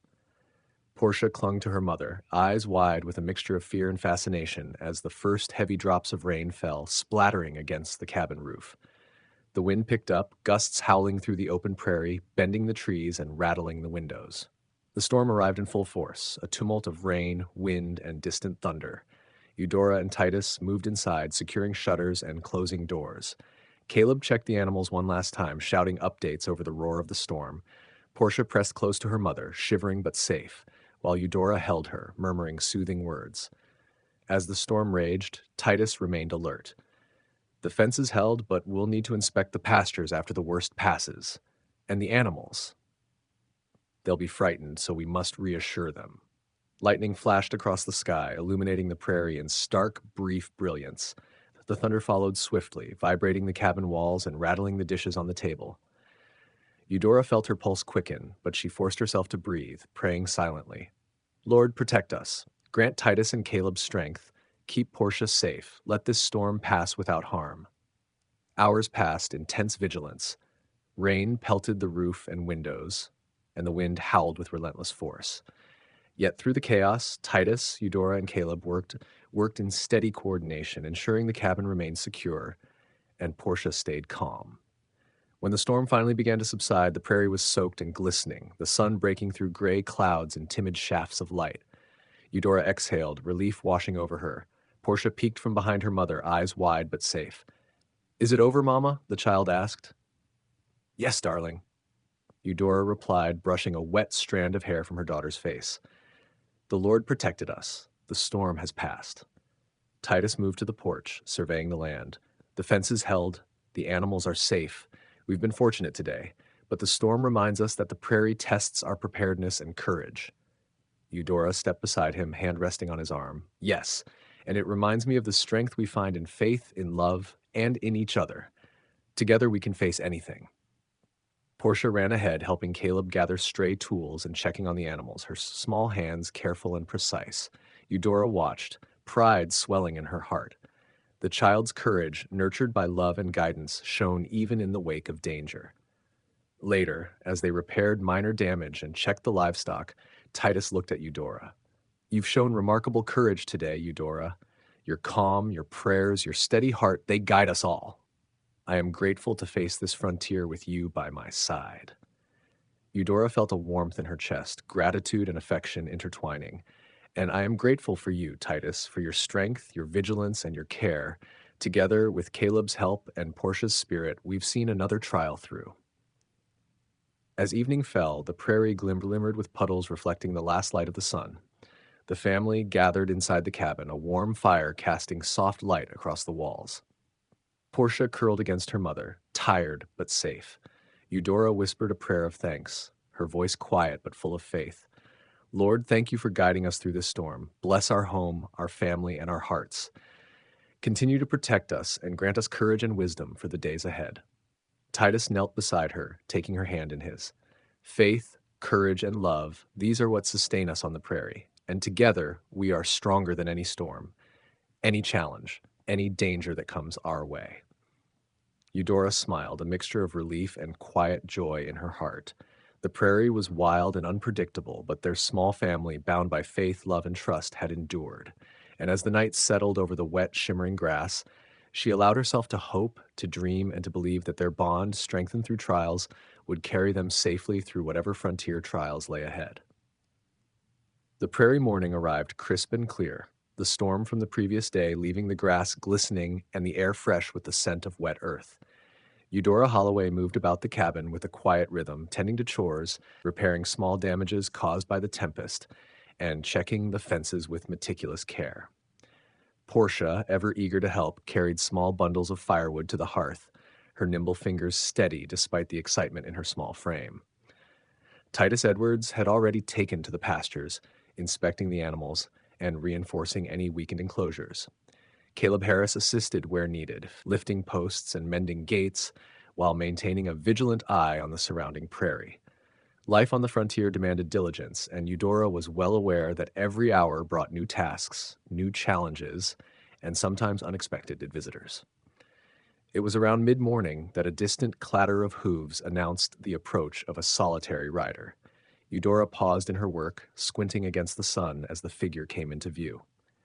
The rider, a tall man dressed in dust-streaked clothes, carried the air of someone accustomed to travel. A messenger, perhaps, or a man with news of the wider world beyond their prairie home. Titus moved toward the gate, hand resting on the rail of his revolver, not in aggression, but in readiness. Let's see who approaches, he said quietly. The rider slowed as he neared the cabin, tipping his hat politely. Good morning, he called out, voice steady and respectful. Name's Benjamin Clark. I bring news from town. Important news, if I may speak with the lady of the house. Eudora stepped forward, hand resting gently on Portia's shoulder. I am Eudora Holloway. What news do you bring, Mr. Clark? Benjamin dismounted, securing his horse before removing his hat in respect. I come on behalf of the town council and several merchants. They wanted to inform you that your land, your ranch, is considered valuable for an upcoming trade route. There are also inquiries about possible expansion or support, and one gentleman in particular wished to meet you. He speaks highly of your management and character. Titus's eyes narrowed slightly. And this gentleman, what is his interest? I hope you understand that we protect this household and its land with vigilance. Benjamin nodded. I do, sir. He's a respectable man, a trader, and wishes only to discuss potential collaboration. No threats are implied, only opportunity. He insists, however, that his intentions be clarified directly with Mrs. Holloway. Eudora felt her heart quicken. The news was both exciting and unsettling. Opportunity was rare on the prairie, but it often brought risk alongside reward. I will meet him, she said carefully. But we must be cautious. Faith and discernment will guide our decisions. Benjamin inclined his head. Of course, madam. I will relay your decision and await your instruction. After Benjamin departed to fetch the gentleman, Titus and Eudora spoke quietly. Eudora, Titus said, voice low, we must consider this carefully. The prairie has taught us that not all who bring offers of opportunity bring good intentions. We will hear him, but I trust your judgment. Eudora nodded, feeling the weight of responsibility settle on her shoulders. Faith, courage, and wisdom, she murmured, echoing the lessons learned on the prairie.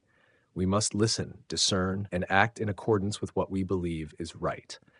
Portia and I will remain steady, and together, with your guidance, we can make the right decision. By late afternoon, the visitor arrived. A tall, broad-shouldered man named Mr. Henry Caldwell, a merchant known in town for his fairness and prudence. He carried an air of professionalism, yet his eyes held a genuine respect for the woman who managed her household with such care and integrity. Eudora welcomed him into the cabin, offering refreshment and a place to sit, while Portia and Titus observed quietly. Caleb stood nearby, assisting in practical ways but remaining watchful. Mr. Caldwell spoke of trade opportunities, the value of Eudora's land in the region, and the possibility of supporting her household with supplies, resources, and fair prices for any livestock or crops she might wish to sell. He emphasized his respect for her independence, acknowledging that her diligence, courage, and faith had earned him both admiration and trust. Eudora listened carefully, asking questions, clarifying terms, and discerning which offers aligned with her values and her desire to maintain a secure, faithful household. Titus observed silently, offering subtle guidance only when necessary, never overriding her decisions.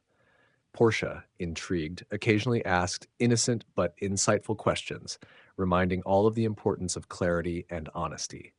By evening, Mr. Caldwell departed, leaving Eudora with a sense of cautious optimism. The prairie was unpredictable, but through careful discernment, they had gained opportunity without compromising safety. Titus placed a steady hand on Eudora's shoulder. You've handled this with wisdom and courage, Eudora, he said softly. Faith and vigilance guided your words, and you've shown the strength that the frontier demands. Eudora smiled, a mixture of relief and pride warming her heart. And I could not have done it without your support, Titus. Together, we've protected this home, our land, and Portia's future. Portia tugged at her mother's apron. Mama, Mr. Titus, I think we did the right thing. I'm proud of us. Eudora chuckled, lifting her daughter into her arms. Yes, Portia, we made the right choices, guided by faith, love, and trust, and we will continue to do so every day on this frontier. The prairies stretched vast and endless beyond the cabin, bathed in the glow of the setting sun. The family, strengthened by recent trials, news, and opportunities, felt the quiet power of trust and love that bound them together. Faith remained their guide, courage their shield, and the frontier, though wild and unpredictable, a place where their hearts could flourish. That night, as Portia slept peacefully and the fire crackled warmly, Eudora knelt in quiet prayer. Lord, guide us in all decisions, protect our home, and bless our family with wisdom and courage. Let our hearts remain steadfast, and may love, faith, and trust endure in this untamed land. Titus joined her silently, resting his hand over hers, a steady presence and gentle reassurance. Together they watched the prairie night, feeling both gratitude and hope, knowing that together they could face any challenge the frontier placed before them. The prairie dawn arrived quietly, the sky painted in soft shades of rose and gold. Eudora Holloway moved about the cabin with her usual morning diligence, preparing breakfast, tending the small garden, and checking the animals before the sun climbed high. Portia, humming a gentle tune, helped gather eggs and fetch water from the nearby trough, her small hands steady despite the brisk air. Titus Edwards walked among the pastures, inspecting the fences and checking the livestock after the storm and recent visitors.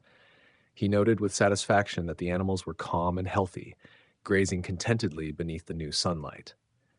Caleb Harris was assisting nearby, reinforcing fence posts and ensuring the water troughs were secure. Life on the frontier demanded constant attention, yet today brought a quiet sense of routine. That sense of calm shattered mid-morning. A sudden, sharp cry from the henhouse drew Eudora's attention.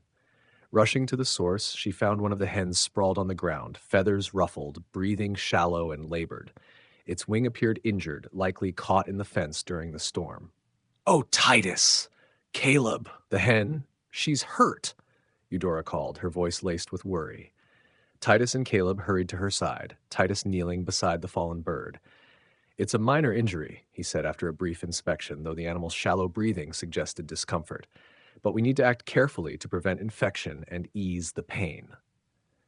Eudora nodded, her mind shifting quickly. "Fetch some warm water, bandages, and the salve we've kept for such injuries. We'll need to clean the wound gently." As Caleb worked to prepare supplies, Portia hovered nearby, her eyes wide with concern. "Mama, Mr. Titus, can I help?" Eudora smiled, brushing a strand of hair from Portia's forehead. "Yes, darling. You can help by holding the cloth and offering the warm water. Be gentle and speak softly to her. The Lord teaches us compassion for all creatures, great and small." The task was delicate. Titus held the hen firmly, speaking softly to calm it while Eudora and Portia cleaned the wound. Caleb applied the salve, bandaged the wing, and ensured the bird was comfortable. The work required patience, gentleness, and care, qualities that the frontier often tested in every action, no matter how small. As they worked, Eudora whispered a prayer. "Lord, bless this creature, grant her comfort and healing. Guide our hands to act with wisdom, patience, and love." Portia, mimicking her mother, added her own small prayer. "Please, God, make her better. Thank you for Titus and Mama and Caleb." After the bandage was secured, the hen relaxed slightly in Titus's careful hold, its breathing steadier. Eudora exhaled, relief washing over her. "Thank you, Lord. Your guidance has carried us through this small trial." Titus looked at her, admiration in his eyes. "You handle every challenge with calm and faith, Eudora. It inspires me. And Portia's compassion is remarkable. She learns from you, from faith, and from the love that fills this home." Eudora smiled, feeling a warmth in her chest. "The frontier tests all of us, Titus. Faith, patience, and care are our tools. With them, we can meet every challenge, no matter how unexpected." Portia giggled softly, brushing her hand against the hen. "See, Mama? She's okay now. We helped her." "Yes, Portia," Eudora said, lifting the child into her arms. "We helped together, and that is how love and care flourish, by working together and trusting in the Lord to guide us." The remainder of the morning passed with careful attention to chores and animal care. Titus reinforced fences near the henhouse, ensuring no further injuries could occur. Caleb checked the water supply and equipment, while Eudora and Portia attended to the garden. The prairie remained calm, a gentle breeze stirring the tall grasses and whispering through the trees. As midday approached, Titus and Eudora discussed plans for the coming week. The storm had caused minor damage, and the recent visitors' news about trade opportunities required careful consideration. Yet, the small trial with the injured hen had reminded them both that attention to detail, patience, and care were paramount, not only for livestock but for the household and each other. Titus placed a hand on Eudora's shoulder, his voice soft. "Faith, courage, and diligence guide us, and love binds us. These small trials, like the hen, teach us more than the larger challenges sometimes. They remind us that steady hands and steadfast hearts matter most." Eudora nodded, her heart swelling with gratitude. "You're right, Titus. Each act of care, no matter how small, strengthens us and those around us. Portia, Caleb, and I learn daily from you as well. Together we grow stronger." Portia tugged at her mother's apron. "Mama, Mr. Titus, Can we pray for all the animals too? So they're safe and happy? Eudora smiled, brushing her hand across Portia's hair. Yes, darling. We will pray for all creatures, for our home, and for our family. The Lord blesses those who care with hearts full of love. That evening, as the sun dipped behind the distant hills, the family gathered near the cabin porch. The prairie stretched infinitely before them, the golden light reflecting on the wet grass from the storm. Eudora, Titus, Portia, and Caleb shared a quiet meal, gratitude evident in each gesture and word. Eudora whispered a prayer of thanks. Lord, we are grateful for the guidance you provide in all things, small and large. Protect our home, bless our family, and grant us patience, courage, and steadfast hearts to meet the days ahead. Titus's hand found hers, a quiet bond of trust, care, and growing affection. We faced another trial, he said softly, and together, through faith and love, we have prevailed. Portia rested her head against her mother, eyes heavy but peaceful. I love you, Mama. I love you, Mr. Titus. Eudora's heart filled with warmth and quiet joy. And we love you, Portia. Always. Together we will face this prairie, its challenges and its blessings with faith, courage, and love. The prairie night settled over their homestead, stars twinkling like distant candles across the vast expanse. The small cabin stood firm and warm, a testament to perseverance, care, and the quiet power of family and faith. And Eudora allowed herself to rest, knowing that whatever trials lay ahead, they would face them together, bound by love, guided by faith, and strengthened by the courage of hearts, steadfast in care. Chapter 15, 2050 words. I can continue immediately with Chapter 16, where an unexpected threat, such as a wandering stranger or a neighboring conflict, tests Titus's protective instincts, Eudora's judgment, and Portia's courage, further deepening their frontier bonds. The prairie morning dawned bright and clear, the sun climbing slowly above the rolling hills. Birds called across the grasslands, and the faint scent of wildflowers carried on a gentle breeze. Eudora Holloway moved about the cabin, tending the hearth and preparing breakfast. Portia helped by gathering eggs and arranging utensils, humming a soft tune that echoed faintly across the open land. Titus Edwards was already outside, inspecting fences and checking on the livestock, his hand occasionally resting on the rail of his revolver, not in aggression, but in readiness. Caleb Harris moved among the animals, reinforcing enclosures and ensuring water troughs were full. Life on the prairie was demanding, yet each task brought a quiet satisfaction, a rhythm forged by diligence, faith, and the unpredictable beauty of the frontier. The sense of calm shifted abruptly as a dust cloud appeared on the horizon. Eudora paused, frowning.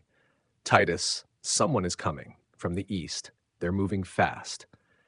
Titus squinted against the sun, his instincts sharpening immediately. We'll see who it is. Stay close to Portia. Caleb, keep the animals calm and secure. As the figure approached, it became clear that the stranger was a lone rider, clothed in travel-worn garments, hat pulled low over their face. The horse was fast, sturdy, but exhausted from the ride. The rider raised a hand in greeting as they neared the cabin. Titus stepped forward, careful but commanding. Who are you, and what brings you to this homestead? The rider reined in the horse and removed their hat, revealing a young man no older than 25, with eyes that flickered between fear and hope. Please, I mean no harm, he said earnestly. Name's Daniel Price. I've been traveling from the neighboring settlement. I've heard about this household, about the care and faith within it, and I seek guidance and refuge, if possible. Eudora exchanged a quick glance with Titus. Guidance and refuge are not given lightly on the prairie, Mr. Price, she said gently but firmly. Tell us why you come and what you seek. Daniel swallowed hard. I've been pursued by men from town. They claim I took what wasn't mine, goods from a merchant. I swear, I didn't take anything. I fled to survive, and I was told this household welcomes those in need and offers protection if the Lord guides you to do so. Titus's gaze was unwavering. You expect us to take you in based on word alone? On the prairie, trust must be earned, and safety is paramount. Do you have proof of your innocence? Daniel shook his head, despair evident in his eyes. No, I have nothing but my word. I fled because I feared for my life, and I heard of the Holloways of your household. I only seek help if you will have me. Eudora felt a flicker of compassion. She had prayed often for guidance, for wisdom to act rightly in all situations, and the Lord had always provided clarity. Titus, she whispered, her voice steady, we must listen, but we must also protect this home and Portia. Faith guides us, but vigilance protects us. Titus nodded, voice quiet but firm. We will hear him, Eudora, but we remain cautious. Caleb, secure the perimeter and keep watch. Daniel was led into the cabin, where Portia observed him with wide, curious eyes. Mama? He seems scared. Is he good? Eudora knelt beside her, brushing back a strand of hair. We cannot know immediately, Portia, but we can offer a chance to speak and observe carefully. The Lord teaches that discernment, patience, and prayer are necessary before judging a person's heart. As Daniel spoke, he told of the events in town, the merchant's accusation, the threats, and his desperate flight across the prairie. Eudora listened with a careful ear, noting both the fear in his voice and the sincerity in his eyes. Titus remained vigilant, watching his every gesture, prepared to act should danger appear. After hearing Daniel's story, Eudora spoke softly. Faith teaches us compassion, but prudence must guide our actions. We may offer you shelter for the night, but you will follow our rules and remain under watch. Any sign of deceit, and you will leave immediately. Daniel's eyes brightened with relief. Thank you. Thank you, madam. I swear I mean no harm. Portia tugged at Eudora's apron. Mama, can I give him some bread and water? He looks hungry. Eudora smiled. Yes, Portia. Show kindness, but always with care. Faith and compassion can coexist with caution. Dinner was simple: bread, stew, and fresh vegetables. Daniel ate quietly, gratitude evident in every gesture. Titus and Eudora observed him closely, listening for inconsistencies, watching for signs of danger. Caleb remained near the door, prepared to intervene if necessary. As night fell, the prairie stretched vast and silent, stars twinkling across the endless sky. Eudora prayed quietly, her voice soft yet unwavering. Lord, guide us in discernment, protect our home and family. Help us act rightly with this stranger, that faith and caution may coexist, and that hearts remain pure and intentions clear. Titus joined her, standing close, hand brushing hers. We face another test, Eudora, not of strength but of judgment. The frontier teaches us that trust is precious, and wisdom must guide our decisions. Eudora nodded, feeling the weight of responsibility, yet comforted by their shared resolve. Faith will guide us, Titus, and together we will ensure Portia, Caleb, and our home remain safe. Daniel slept in a corner of the cabin under watchful eyes, the quiet tension in the room softened by the firelight and the knowledge that the prairie, though wild and unpredictable, could also harbor hope, redemption, and sanctuary for those who sought it with sincerity and humility. The night passed without incident, and by dawn, Daniel awoke to the warmth of the hearth and the careful presence of the Holloways and Titus Edwards. The first light of morning glinted across the prairie, promising opportunity, challenge, and the continued lessons of life on the frontier. Lessons in faith, courage, and trust, bound together with the unspoken threads of love and family. Chapter 16, 2050 words. I can continue immediately with Chapter 17, where Daniel's story unfolds further, possibly revealing a hidden threat or test that strengthens Eudora and Titus's bond while showing Portia's growing courage and insight. The prairie morning was crisp, dew glinting like tiny jewels across the grass. Eudora Holloway moved quietly around the cabin, tending the hearth, preparing a simple breakfast and checking on the animals. Portia followed closely, her small hands gathering eggs and carrying them to the table. Titus Edwards and Caleb Harris were outside inspecting fences and checking livestock after the recent storm and the arrival of Daniel Price. Eudora felt a restless tension in the air, as though the prairie itself whispered caution. The night had been quiet, but the stranger's presence carried uncertainty, and though she felt compassion, she knew prudence and faith must guide her actions. Daniel entered the cabin with hesitation, his eyes downcast but earnest. "Good morning, Mrs. Holloway," he said softly. "Thank you for allowing me to stay. I meant no harm and only seek safety until I can prove my innocence." Eudora nodded, placing a hand on Portia's shoulder. "Faith guides us, Daniel, and discernment teaches us caution. Breakfast will nourish you, but understand this: we observe closely and act carefully, for the prairie demands both compassion and vigilance." Daniel bowed slightly, grateful yet nervous. "I understand, madam. I swear I have nothing to hide." As they ate, Titus observed the young man silently, noting his demeanor, gestures, and responses.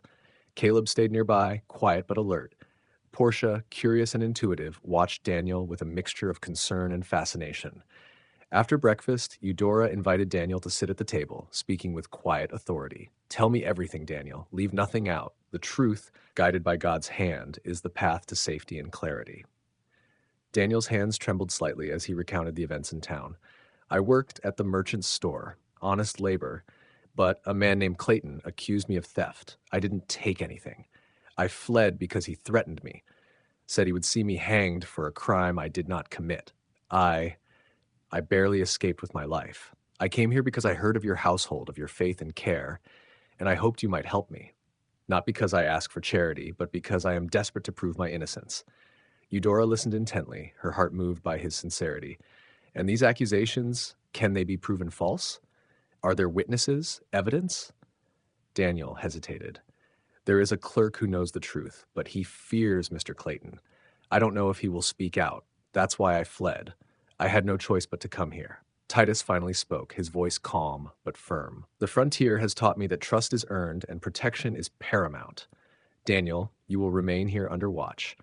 Any attempt to deceive us will not be tolerated, but we will give you a chance to prove yourself, guided by faith, patience, and honesty. Daniel bowed again, relief evident. Thank you, sir. I will do nothing but act with truth. Eudora, sensing the importance of clarity and guidance, led a quiet prayer. Lord, grant us wisdom. Reveal the truth, protect our home, and guide our hearts. Let our actions be just, our discernment keen, and our compassion sincere. Portia, eager to contribute, spoke softly. Mama, Mr. Titus, can we help him feel safe? He seems very scared. Eudora nodded. Yes, darling, but always with care, and remember to observe. Safety, faith, and love guide us together.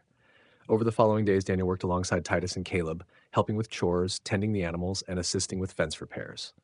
Eudora observed him closely, noting his diligence, humility, and consistent honesty. Portia warmed to him, seeing the fear in his eyes fade and the spark of gratitude and respect grow. One afternoon, as Titus and Daniel mended a broken fence on the western pasture, a sudden clatter of hooves drew their attention. A group of men approached, the very men Daniel had fled, their eyes cold and menacing. Clayton, Daniel whispered, panic flickering in his eyes. He's here. They've come for me. Titus stepped forward, hand resting on his revolver. Stay calm, Daniel. Eudora, keep Portia inside. Eudora guided her daughter back into the cabin, her own heart steady with faith.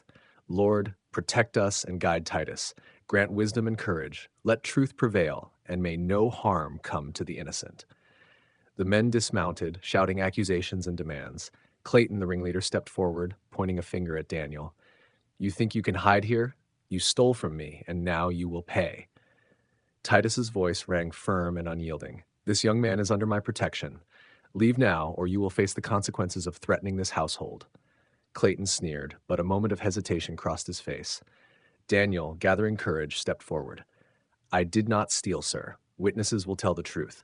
You have no proof, only threats. I ask only for justice, not vengeance. Eudora emerged, standing beside Titus. Gentlemen, the Lord teaches honesty, integrity, and fairness. Threats and violence have no place here. Speak the truth, and all will be clear. A tense moment stretched across the prairie, the wind stirring the tall grasses as if the land itself held its breath. Finally, one of Clayton's men spoke, a clerk who had remained silent out of fear. It is true, he said, voice trembling. Daniel took nothing. Clayton is mistaken, or lying. Clayton's face flushed with anger, but the balance of truth was clear. He backed away, cursing under his breath, and motioned for his men to follow.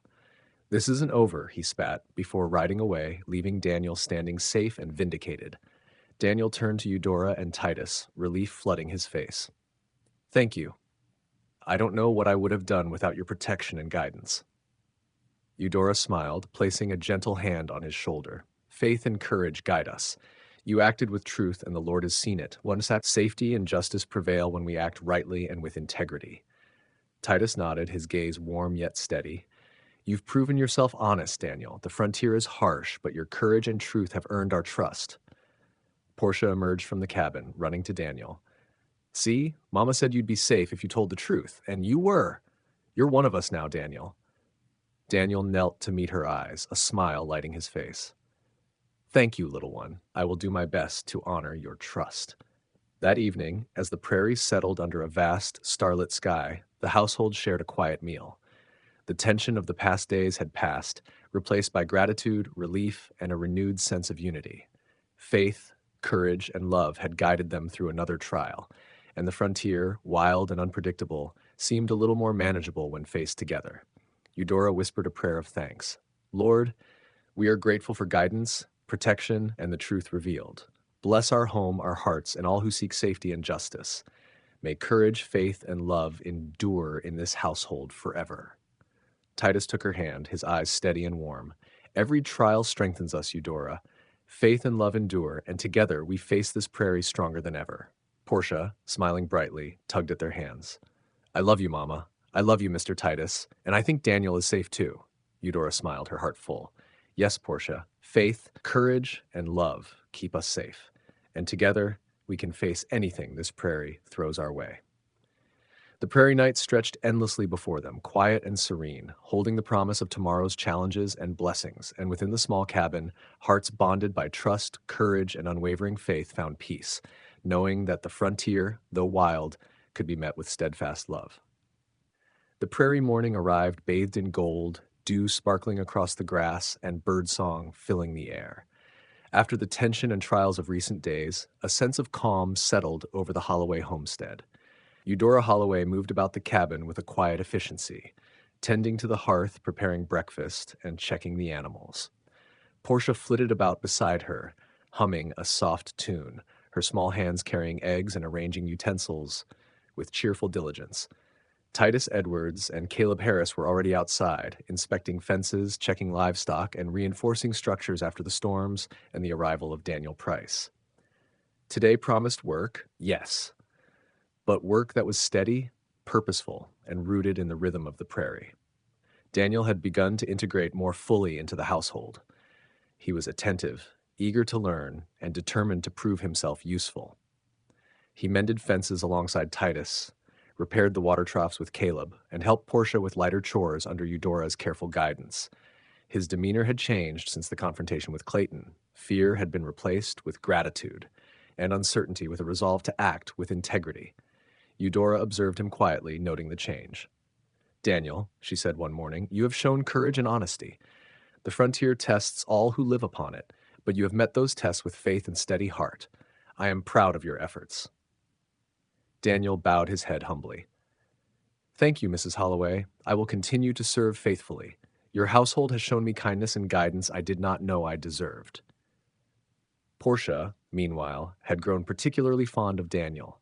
She followed him around the property, asking questions, learning how to care for animals, and offering help wherever possible. One morning, she tugged at Eudora's apron. Mama, Daniel showed me how to check the water troughs so the horses don't get hurt. Can I do it today?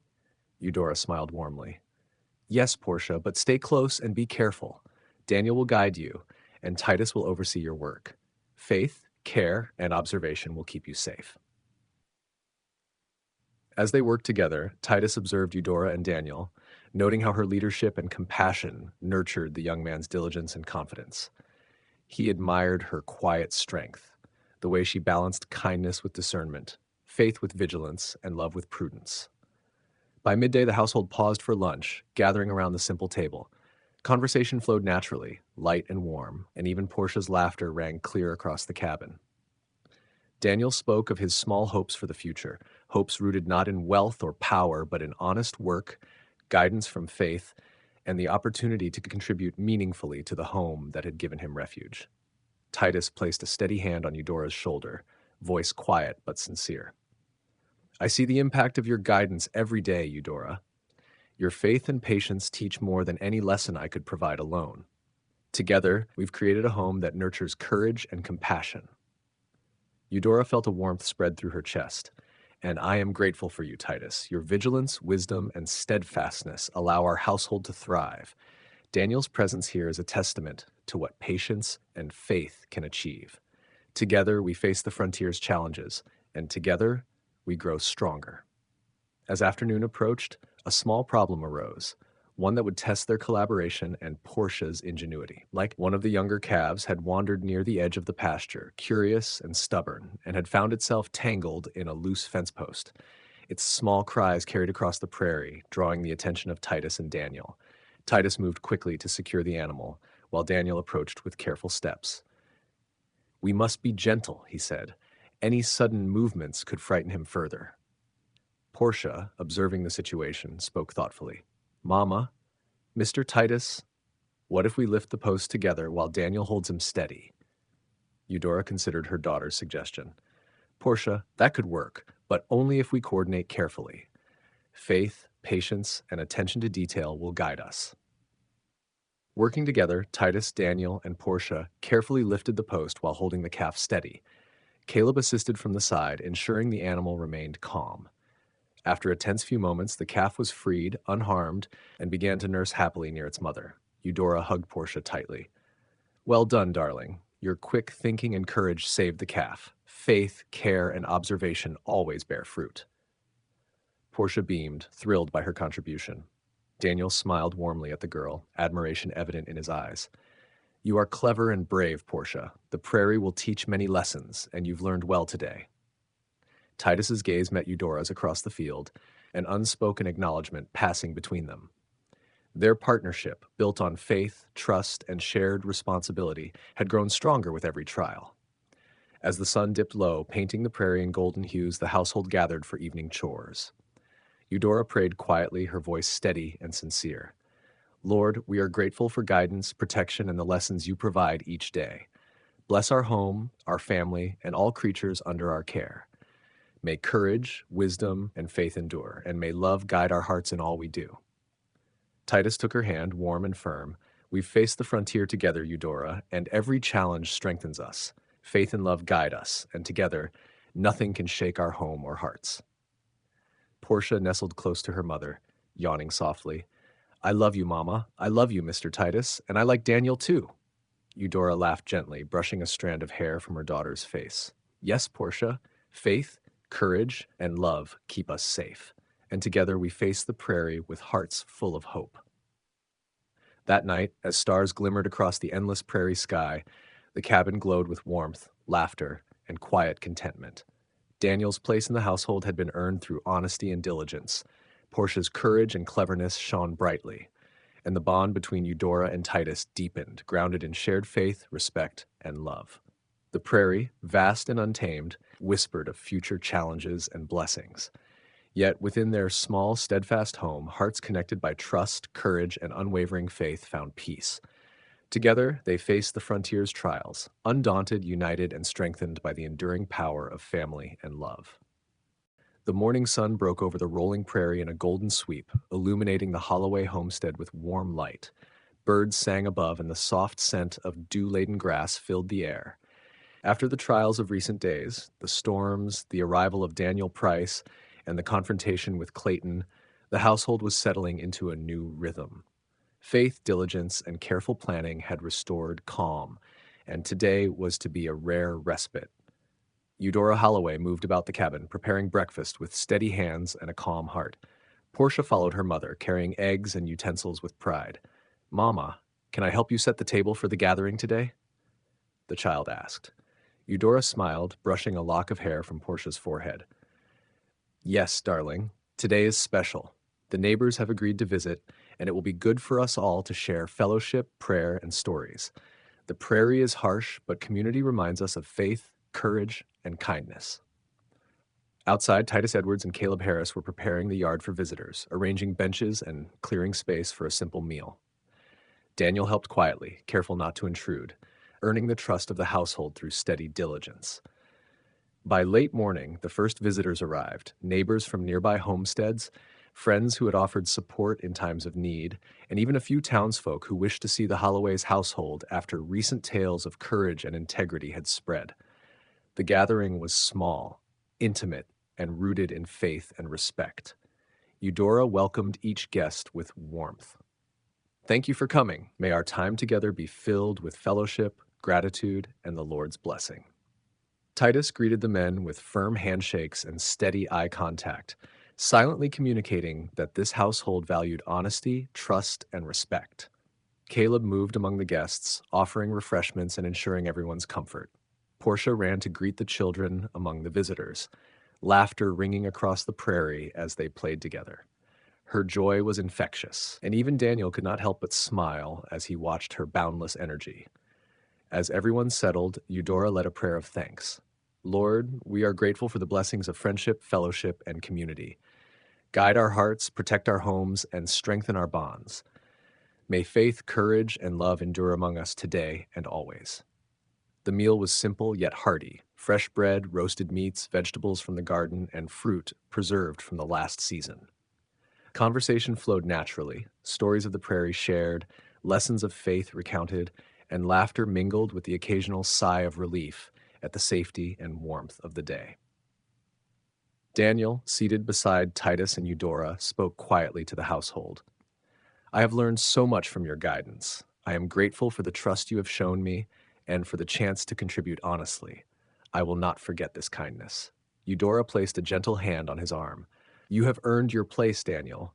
Faith and perseverance have guided you, and your diligence proves your worth. Titus nodded in agreement. The frontier demands courage, integrity, and care. Daniel has shown all three, and his presence strengthens this household. Portia, noticing a small gathering of children around the edge of the yard, ran to join them. She invited Daniel to show them how to check water troughs and feed the animals safely, eager to pass along the lessons she had learned. Daniel smiled, kneeling to instruct the children with patience and gentle guidance, earning admiration for both his skill and kindness. Later, as the sun began its descent, Eudora called everyone together for a brief moment of prayer. Let us give thanks for the bounty of this day, for the safety of our homes, and for the guidance of the Lord. May we leave here strengthened in faith and in fellowship, carrying kindness into every corner of the prairie. The neighbors departed with warm words of gratitude, leaving behind a sense of connection, trust, and shared community. Titus, Eudora, Portia, Caleb, and Daniel moved about the homestead, tidying and reflecting on the day's blessings. Titus took Eudora's hand, voice soft and filled with quiet admiration. Days like today remind me of why we endure the hardships of this land. Faith, family, and community. These are the pillars of our lives, and you, Eudora, are the heart of them all. Eudora's cheeks flushed slightly, and she rested her hand over his. And you, Titus, are the strength and courage that allow our home to flourish. Together we have faced storms, threats, and trials, and together we have triumphed. Portia tugged at her mother's apron, her small eyes sparkling. Mama, Mr. Titus, I'm glad everyone came. And I like Daniel too. He's nice and helped the little ones. Daniel knelt to meet her eyes, smiling warmly. I'm glad too, Portia, and I will always help as long as I am welcome. As night fell, the prairie sky became a tapestry of stars, each one shining like a beacon of hope and blessing. The household gathered around the cabin, firelight flickering across their faces. Eudora whispered a prayer of thanks. Lord, we are grateful for this day of fellowship, for safety, and for the guidance you provide. Bless our home, our family, and all who dwell on this prairie. May courage, love, and faith endure in every heart. Titus rested his hand over hers once more, a silent bond of trust and devotion passing between them. The frontier tests us, Eudora, but it also rewards us with love, faith, and the strength of family. Today is proof of that. Portia yawned, snuggling close to her mother. I love you, Mama. I love you, Mr. Titus. And I'm happy Daniel's here too. Eudora smiled, brushing back Portia's hair. Yes, Portia. Faith, courage, and love guide us, and together we face the prairie's challenges, strengthened and united. The prairie night stretched on, quiet and vast, yet filled with warmth, laughter, and quiet contentment. Within the small cabin, hearts bonded by trust, courage, and unwavering faith found peace. The frontier, though wild and unpredictable, was now a place where love, family, and faith flourished, ready to face whatever tomorrow would bring. The prairie morning dawned crisp and quiet, the horizon glowing with gentle hues of gold and rose. Life on the Holloway homestead moved with its usual rhythm, yet there was a sense of anticipation in the air. Today, Eudora Holloway felt a shift in the currents of her heart, an acknowledgement that after months of trials, danger, and triumph, a new chapter was about to begin. Eudora moved about the cabin, tending to the hearth and checking the small garden, her movements steady and purposeful.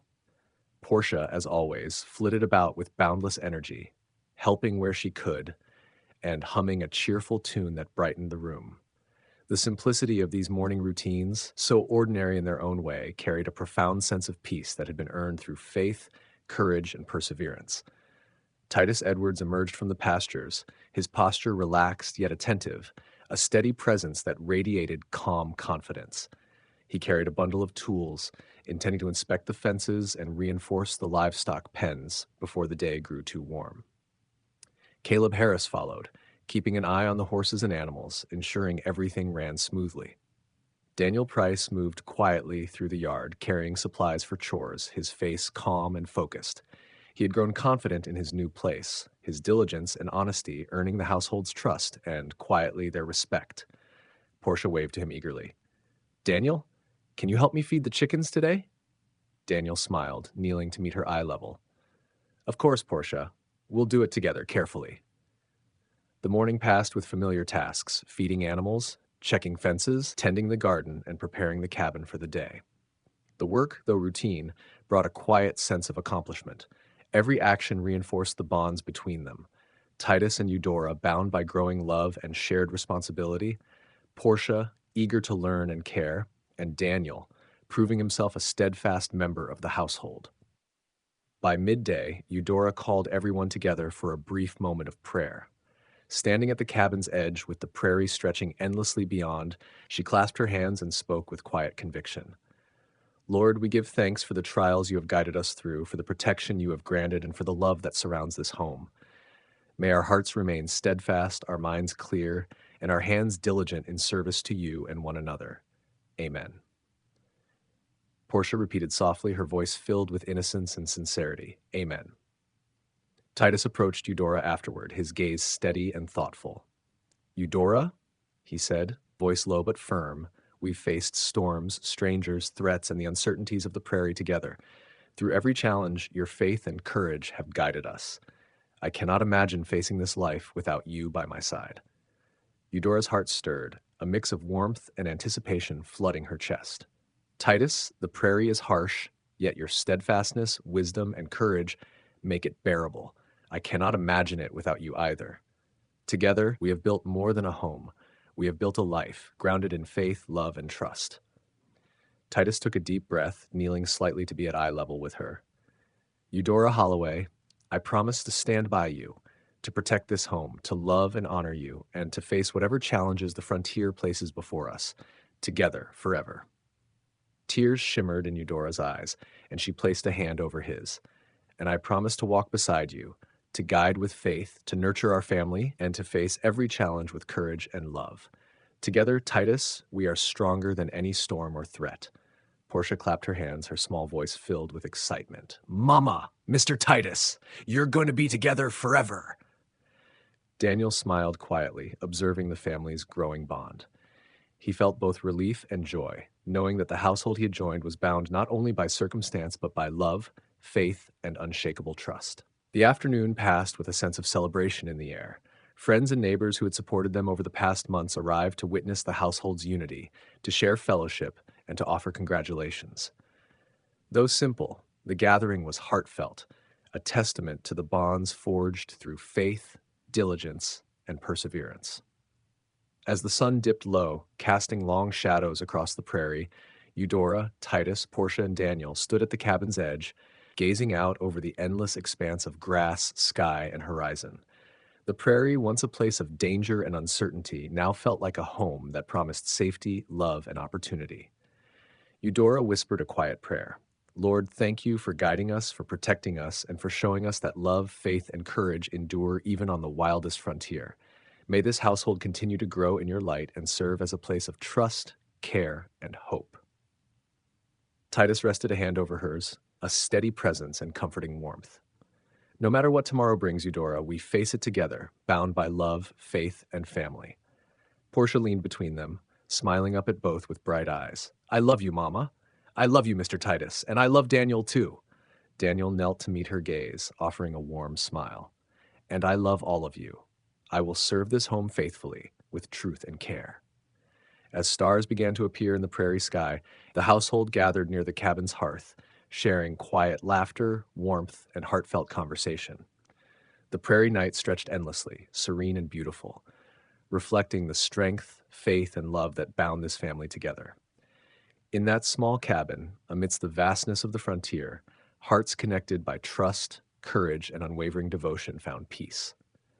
The challenges of the prairie were still ahead, but the promise of tomorrow, filled with faith, hope, and love, was certain. Eudora turned to Titus, her voice soft yet confident. Together, we are ready for whatever comes next. Titus smiled, holding her hand firmly. Yes, Eudora, together, always. And with that promise, the Holloway household embraced the frontier's future, stronger, united, and bound by the enduring power of love and faith. Here on Wild Mercy, we don't just tell tales, we bring forgotten hearts back to life. Love that defies distance, war, and fate. Hit that like button to keep these stories riding strong. And don't forget to subscribe and ring that bell so you never miss another heartfelt romance, a story of resilience, and where love always finds a way home.